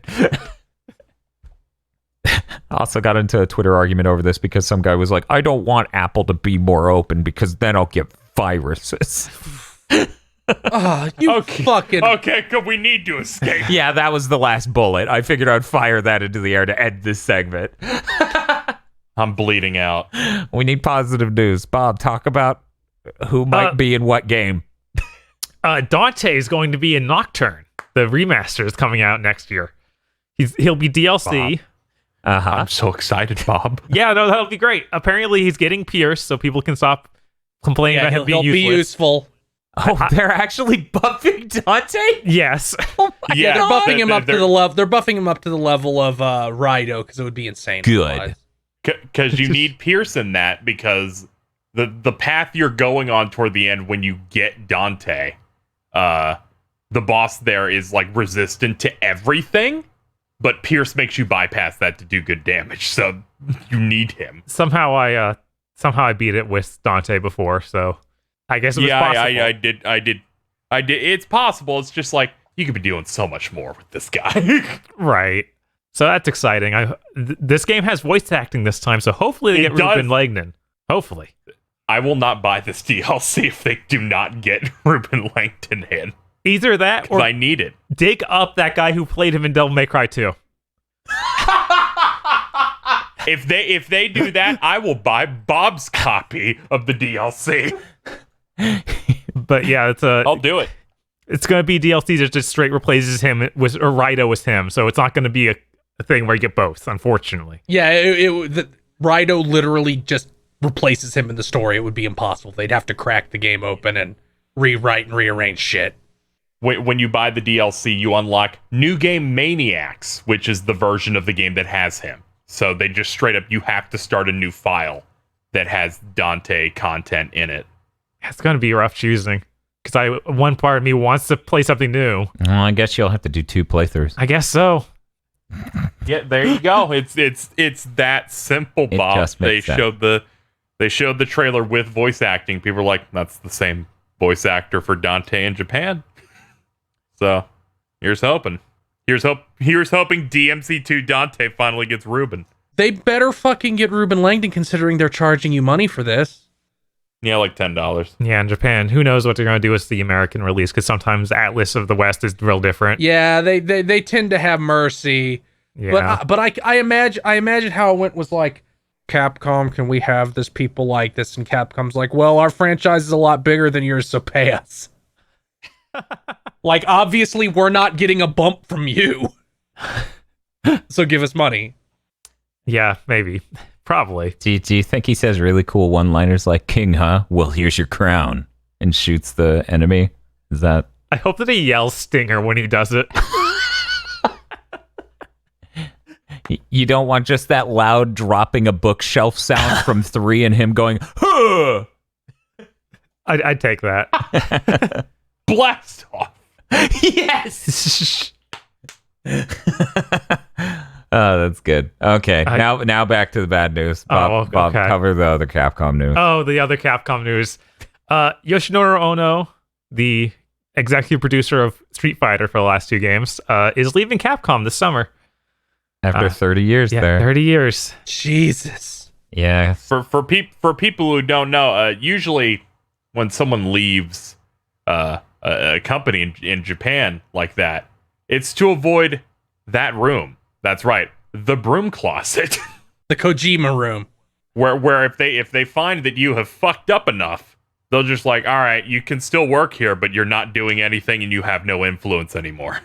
Yeah, that's a thing in Japanese corporate culture where we won't fire you, we'll humiliate you for a couple years, and then you get another shot. Sometimes. The director of Castlevania got fucked like that. He had to like manage an arcade for a little while. Yeah. Bastards. Coming off that apparent leak of Street Fighter 6 being a big problem, and how this guy has handled the recent releases, it's not too shocking. I wonder if Harada knew, because of that round table. He put a picture of Itagaki and Ono up to his camera. He knew. Of course he knew.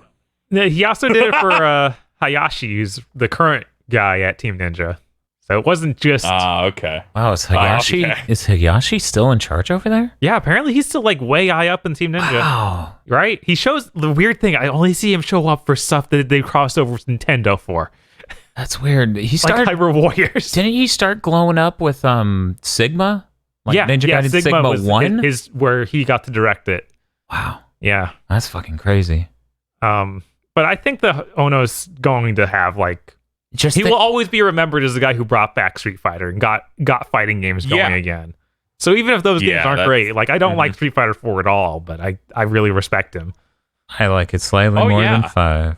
Well, no, I like 5 slightly more than 4. Well, I hate them both for different Street reasons. Fighter 4 does not have G. And he is wonderful.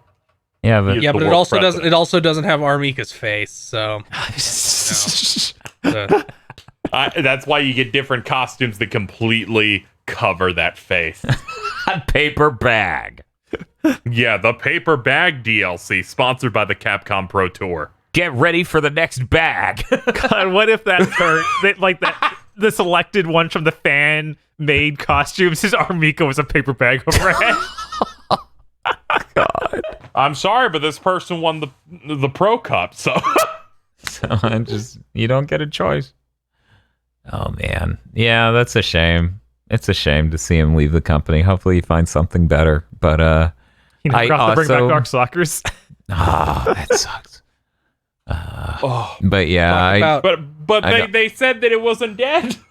I didn't love 4 or 5, so I look forward to someone else handling the series. But at the same time, I can't help but feel for Ono bringing back fighting games to the masses when Capcom was too afraid to do it. Yeah, that's a good thing that he did. It's unfortunate, but it is very exciting to clean slate. don't fuck it up.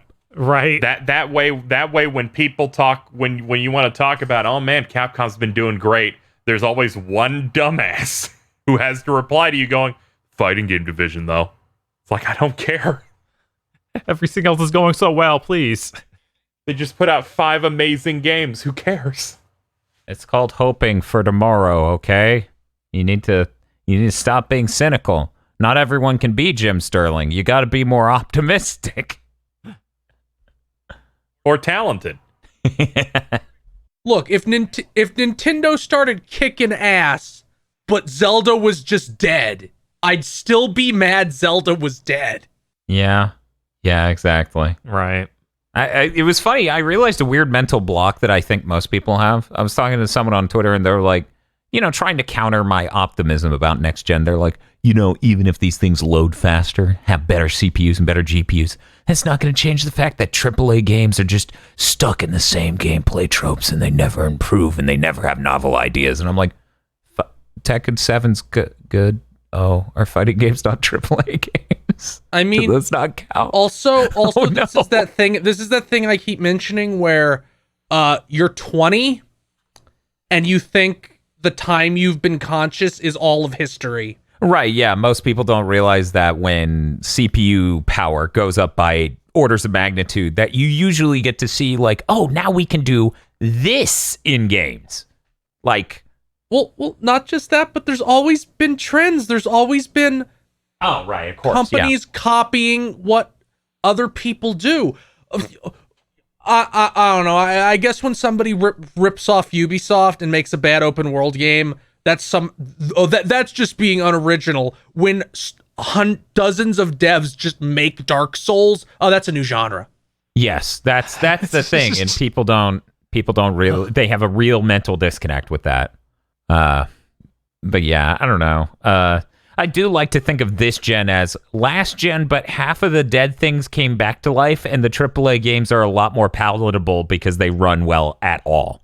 And Japan came back. They just were absent for all of that gen. Yes, and it sucks so fucking bad. Next gen is going to be like this gen, but even better and even further in that direction. So optimism. Hopefully Street Fighter 6 joins us in the next gen. I hope that just Dynasty Warriors Oh God, has like 1 million troops. please, or just is good. Yeah, I'll that's take great. 60 frames per second. Good Dynasty Warriors. Thank you. God damn it. crazy. Talk about Grand Blue to get the fighting games out of the way. Oh, there's Grand Blue now? Yeah, there is. Grand Blue Versus showed off a trailer for Belial, who's coming out. Belial. I think that's what it is. No, I think you got it right. Yeah, I was like, I'm pretty sure it's Belial. Yes! I thought I might be wrong! Nothing's better than being wrong and tricking someone else into being wrong by being Oh, dude, stupid. I used to play that game all the time with my girlfriend at the time's little brother. I'd be like, and then I would misuse a word and just teach him a word wrong. What is happening? Anyways, what's up with Belial? He's coming out September 24th. If you don't know, this man trended because boy. Yeah, this is the horny guy. This is the one where they put him on Raid Up and made like $10 million in a weekend. Oh, guys, wait 1 second. What? I need you to say that again. Guys, this internet video is trying to convince me it's pronounced Belial. There's no way. Okay, Fuck whatever. that. You see, my pronunciation on like 9 out of 10 things comes from someone in media saying something. Yeah. Most people pronounce it Belial. I feel like they pronounce it like that in Diablo. But yeah, That's where I learned it. Right. Here it's like Belial. And I'm like, Whatever. fuck you. Who cares? What's up with Belial? It's horny man. Horny man showing up. Okay. Whatever. It's an incredibly attractive horny man. I saw at least 10 women I know that said something basically going, please, just let me touch him. Looking at that hot damn. in the Discord. And he also like only speaks in a breathy voice and speaks entirely in double entendres. Oh my god. He's like if you crossed a Final Fantasy 15 main character with Volt Kruger. He's like Kuja, but like a human. Like Kuja if he was in Bleach. Yes, that exactly. Yes. He's a summon, and his passive ability is called Not So Bad Once You Try It, right? Yeah, and then they gave him a vocal theme which played during this trailer. I'm convinced that from now on, ArcSys needs to give any game they make another company to do their trailers because it was a good trailer. Yeah, no, ArcSys is really bad at trailers. It's strange. Like it was very, very nicely cut. Felt great. They teased another character, Cagliostro, coming out in October. Cool. Does the castle come with him, or it's a girl. Is that separate? Is it not? It's like a little girl with a dragon. I don't know what pronouns they use, but I know that they were like a big alchemist guy who transmuted themselves into a cute girl because they wanted to be a cute girl and also immortal. I don't know all the lore behind every character, but that's my understanding of them. I don't know their identity. I'm seeing female as the gender. I'm seeing that as the gender on this GBF wiki, and I'm going to trust that. This reminds me, though, of the Vapor demon from the beginning of Bloodstained, where apparently it was just supposed to be a male demon taking on the form of a woman to tempt semen. So, KZ's this next bit of news I know absolutely nothing about. I didn't look into it. All right, so they put out a small teaser for Doom Eternal's first DLC pack, The Ancient Gods Part 1. This is story stuff. And it looks like you're going back to the zone near the end of the game, and they show what looks like the Con Maker, but it's like that's designed, but the white is replaced with red, and it's like Doomslayer, you fucked up everything. I'm a higher power. I need to fuck you up now. Yeah. That must be the mysterious voice. Yeah. So it seems like you have to fuck that up now. They're doing a full big trailer of it at Jeff Keighley's Gamescom thing, opening night live. Oh, cool. I wonder how strong he'll become if I don't buy the DLC immediately.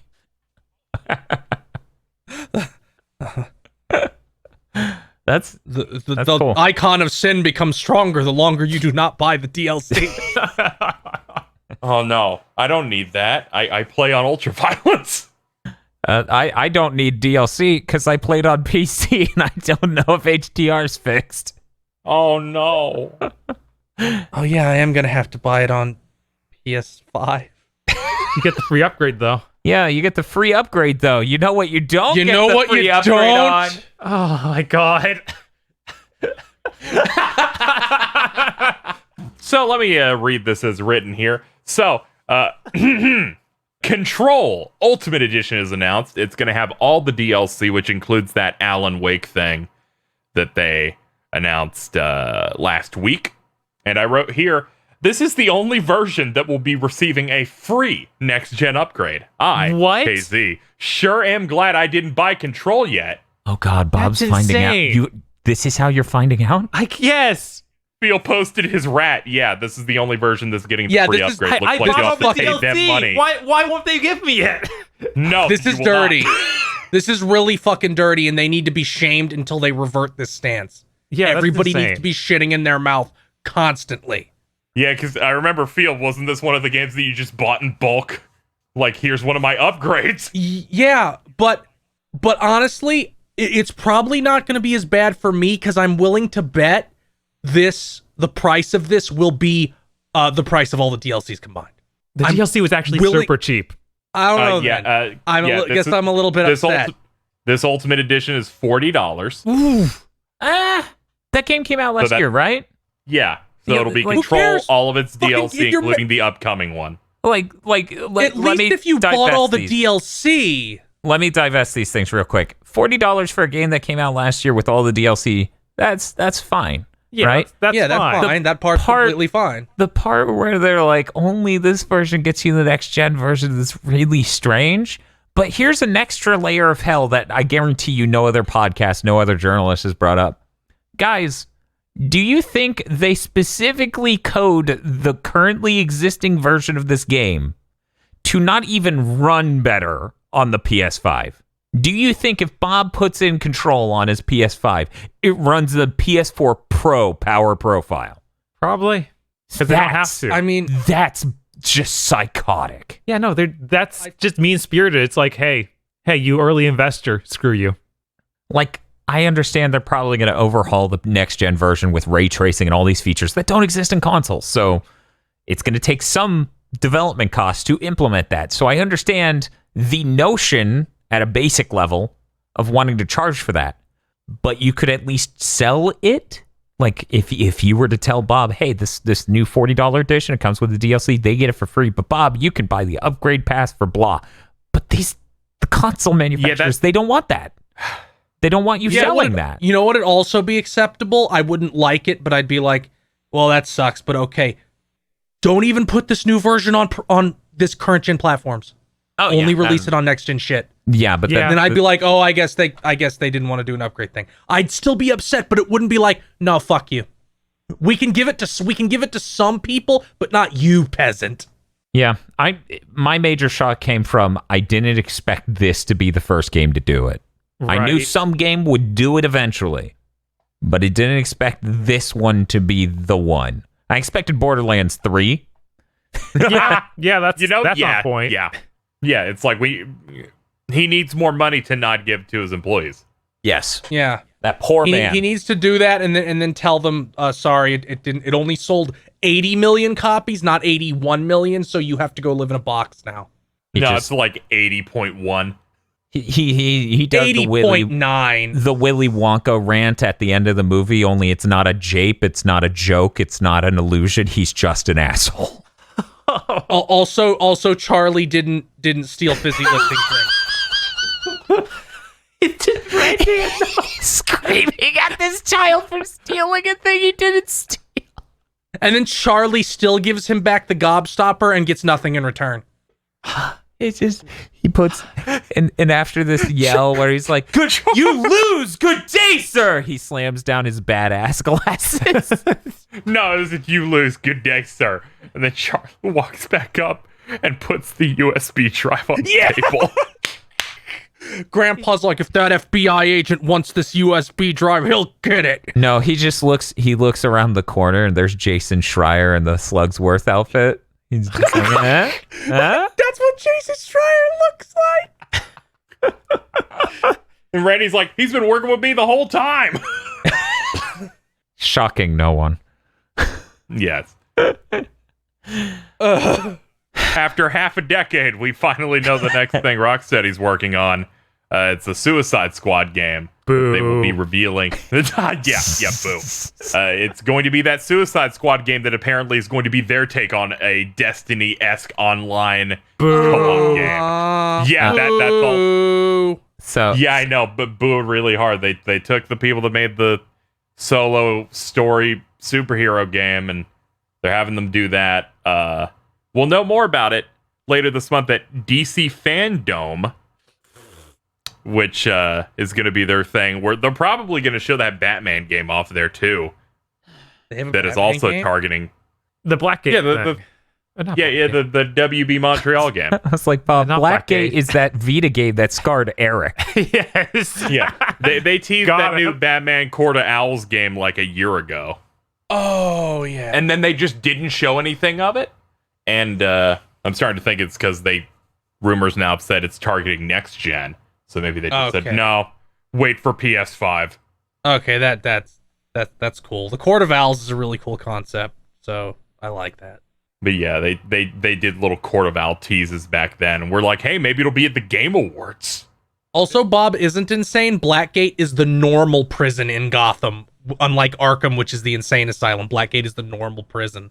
That's but Batman, what was it, Blackgate? Yeah, Blackgate's a different game that's already out. And it's a nightmare, and it's so bad that Eric, the most positive person we know, the most everything is an okay game, fucking hates that game.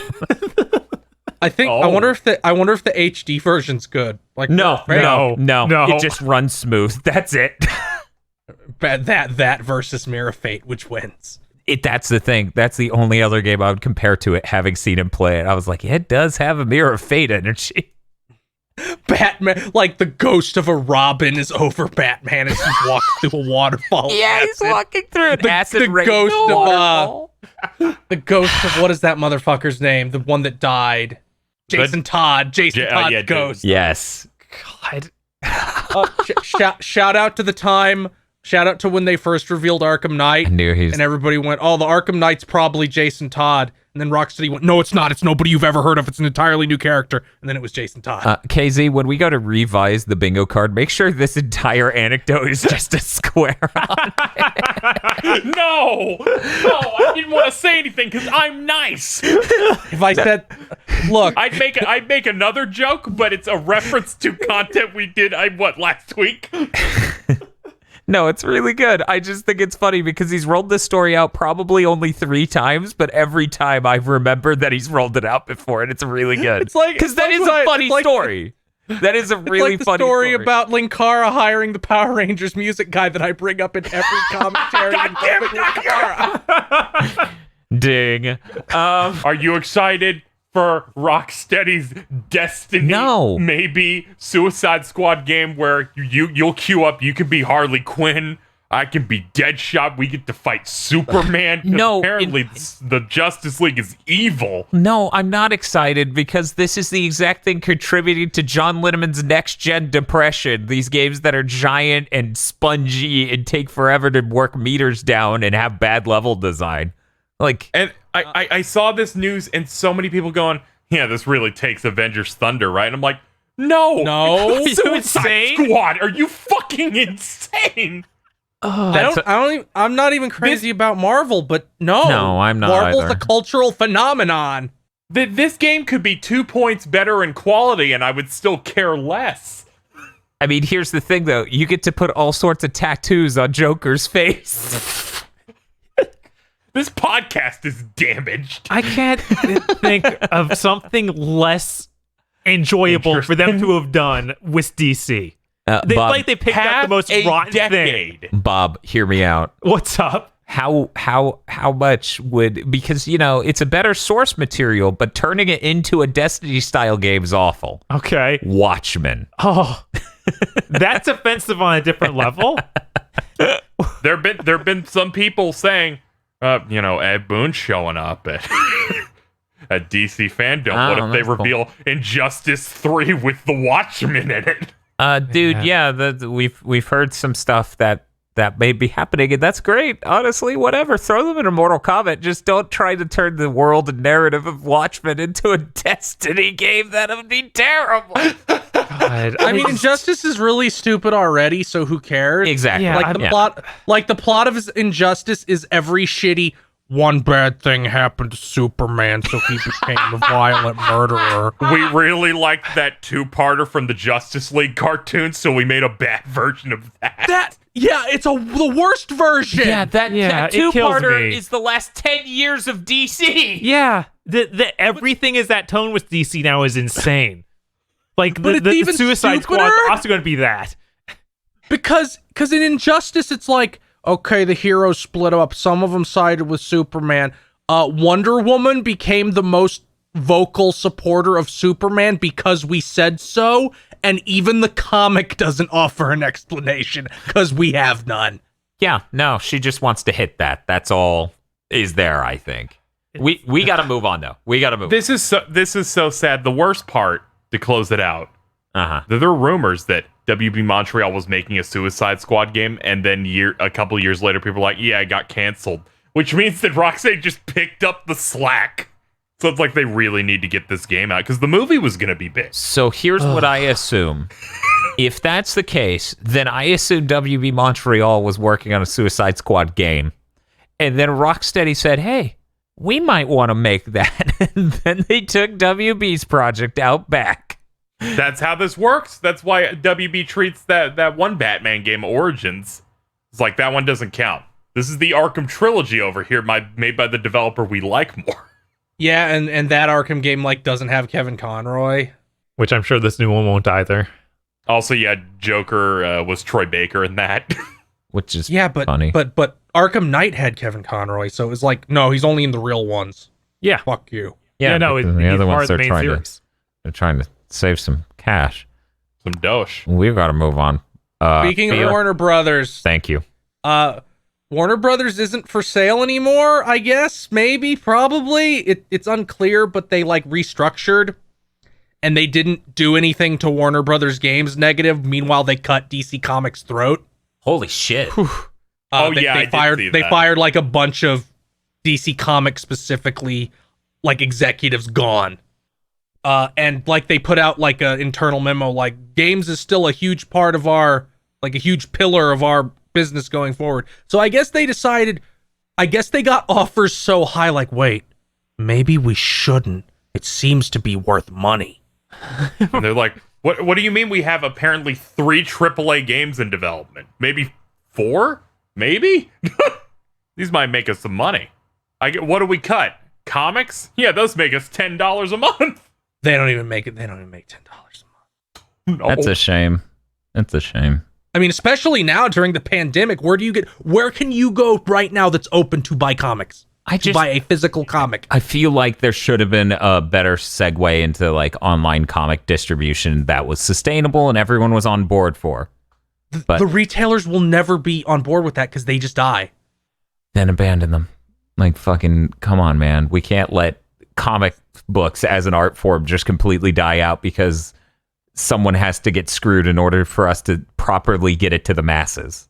I mean, manga and stuff is doing fine. It outsells comics 80,000 to 1. The best-selling comic every month sells 110,000 copies. One moment. I'm going to get drunk on the behalf of comic book artists. This has been the case, Dan, for 15 years. Yeah, I know it's been going downhill fast and hard, and it's been downhill for a while. Because they haven't adapted at all, which is insane. Was a Japanese company is adapting better than you? You know you're screwing up. Yes, absolutely. Right. I don't think I think one of them might have tried some subscription thing, how you pay this money and you get all this stuff, but I don't think any of them really tried. Yeah, I think Comixology is a thing. Yeah, but that they might have their own thing, but it isn't you can't go to the Marvel site and be like, here's $8 a month, let me read every single Marvel comic to have ever existed. Which they could do. It says here that Comixology does offer DC and Marvel. I don't know to what extent, but it does seem to be a subscription thing of just read as much as you want. Also, they're owned by Amazon, if anyone's curious how they swung that. Yeah, because that seems a little it's everything that Ew. It's a bunch of stuff that they have. It also has manga and stuff, but it doesn't have everything. Right. Let's whip through fast ones. Embracer, which is THQ Nordic's owner, acquired 8 new studios. The only one of a special note is 4A, developers of Metro. Oh shit! Looks like they're giving Microsoft a run for their money. I'd be completely. They already beat Microsoft, I think, 40 studios ago. I'd be completely fine with them just becoming a EA Activision sized publisher, but all their stuff is just weird 7s. Yeah. Yeah, that's more exciting than anything Microsoft has released in the whole genre. Exciting than anything EA has released, and debatably Ubisoft. Although Ubisoft, I expect to recover now that the man who dates 15-year-olds is gone, and says your game isn't greenlit unless it can distract her from what he's doing. So hey, they announced a new Momodora. That's cool. I'm really excited. the little teaser had sprites, so I'm hoping the actual game is sprite based because yeah, he said on Twitter it's going to be sprite based. Oh, thank God. Yeah, he seems to have gone into a depressive swirl after that last thing that came out. What was it called? So good. Minoria. Yeah, because that's hitting consoles soon, but following that guy on Twitter has been a little sad. Oh, Minoria, it's not just that it didn't look good, it also felt like the gameplay suffered due to being 3D, like the hitboxes felt not great. Yeah. Right. Like you'd have that thing where you dodge through somebody and get hit every single time. Because your hitbox is not accurate to your model, really. Well, I'm glad that they're going back to 2D. Yeah, he was much better at that. And Vampire the Masquerade Bloodlines 2 was delayed until 2021. I already thought it was a 2021 game. Yeah, that's fair. I didn't see that shit coming out this year. So I know. Okay. That was the exact feeling I had when they made that announcement. They're like, guys, I'm sorry. We're going to have to push it back. And I was like to 2022. Right? Yeah, I was like, wait. It's one of those cases because I was leaning forward like, wait, you mean it wasn't March 2021? Yeah, we saw that trailer a couple of times at the Xbox thing, where it was mostly cutscenes and quick gameplay cuts. And we were like, man, Gary's mod has really come a long way. Yes.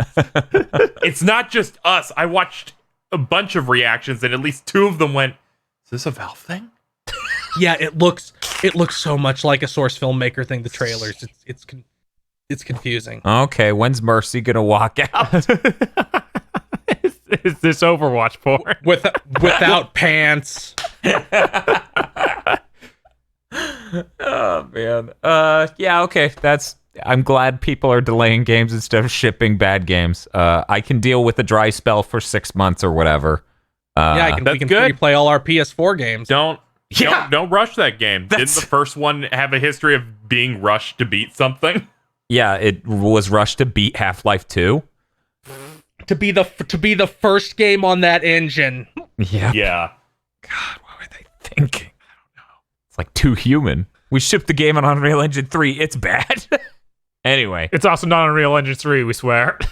No, that was the later game. Well, wait. Yeah, no, that was the that first one. game. God damn it. That was so obviously Unreal Engine 3. Those motherfuckers. They didn't stand a prayer. Don't talk about Tooth Man. Stop. That's what the game is called. No, Tooth Man. Look at the cover of the game. One moment. I don't remember. Too human. Looking up the box art. And yep, okay, it's Toot Man. Or Toothman. That's the logo dumb. is like all that is the most last gen man ever. Oh my god. Yes, he is, of course. Yeah. Please look forward to him showing up on some GigaBoots content, because what a stupid asshole. Too Human, KZ, was the most bad last gen game ever because it had shit like you do your melee attacks with the right stick.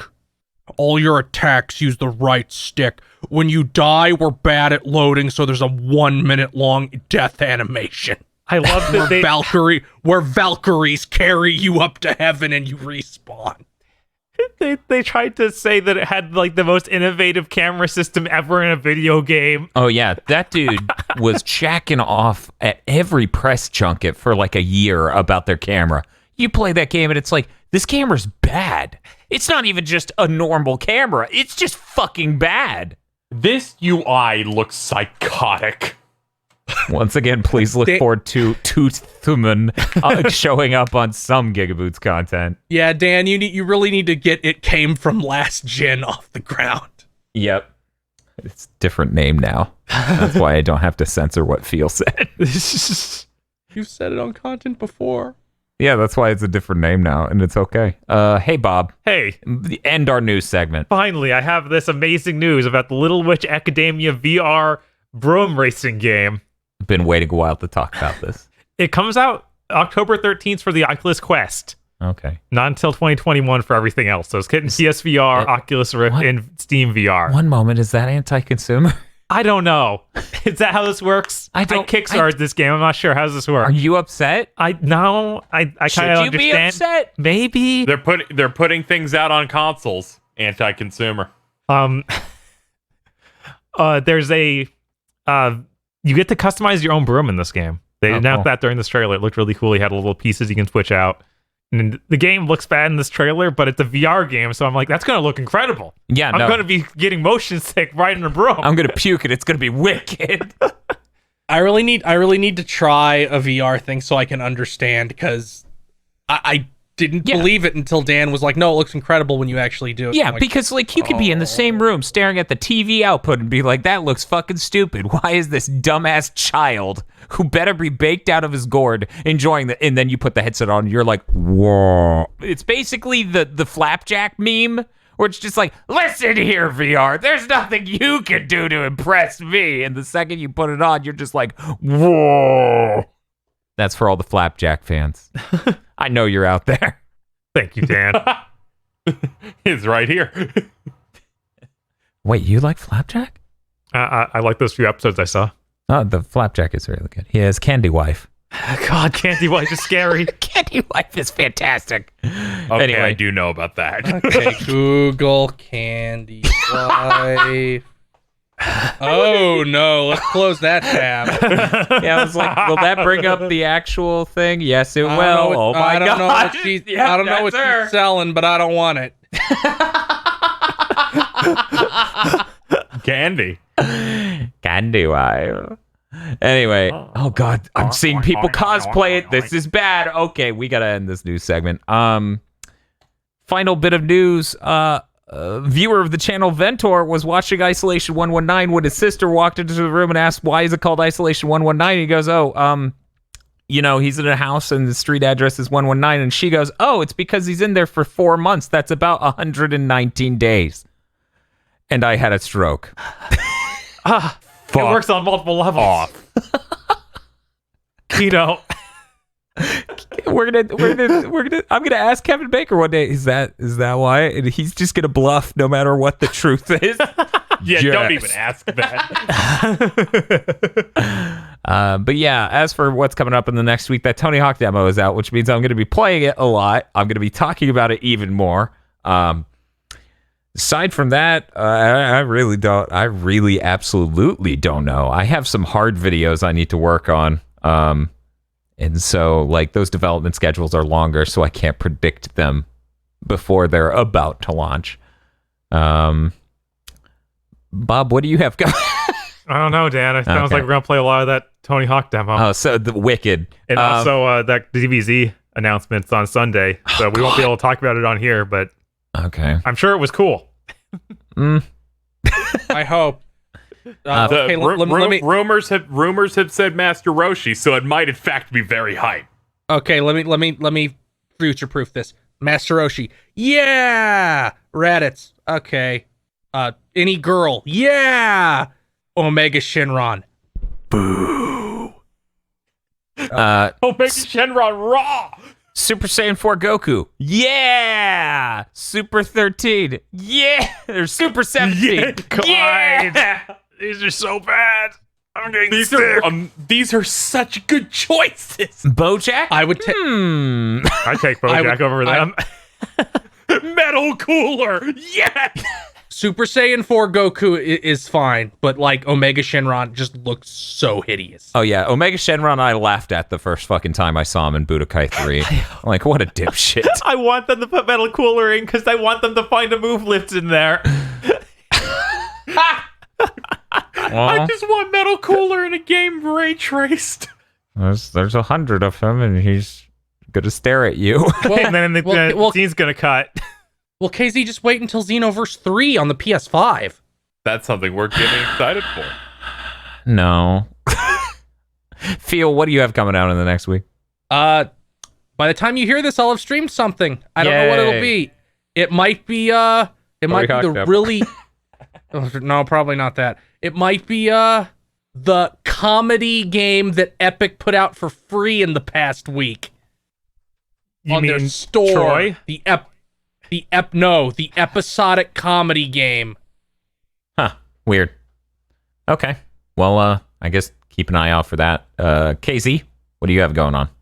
Aside from my usual daily content, I'm trying to get back into streaming some variety games.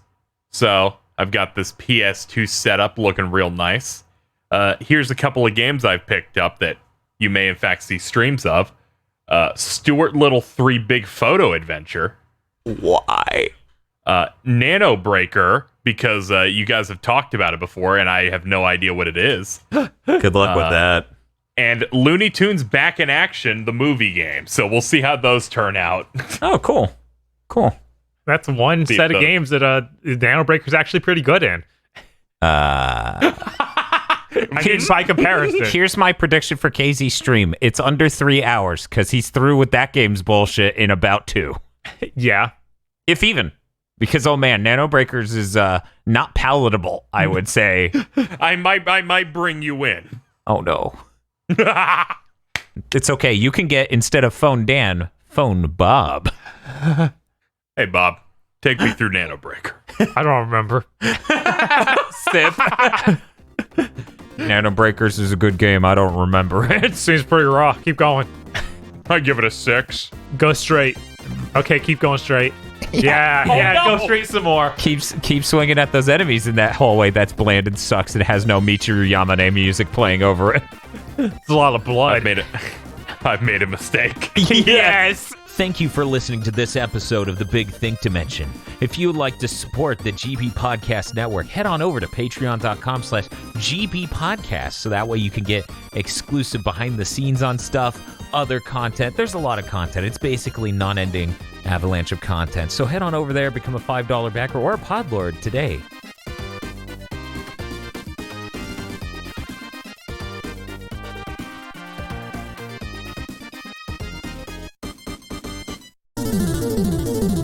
This month's GigaBoots videos have erupted into reality thanks to the money magic of our executive producers. Esme, Nicholas Cameron, E. Lee Broyles, Star Falcon, Spaceman Spiff, Danny Richardson, Red Blaze 27, They Podlord Now, and local himbo Adam Admar. Thank you very much to our executive producers. And also these guys. If you want to become powerful like our executive producers, you can head on over to patreon.com/gigaboots today.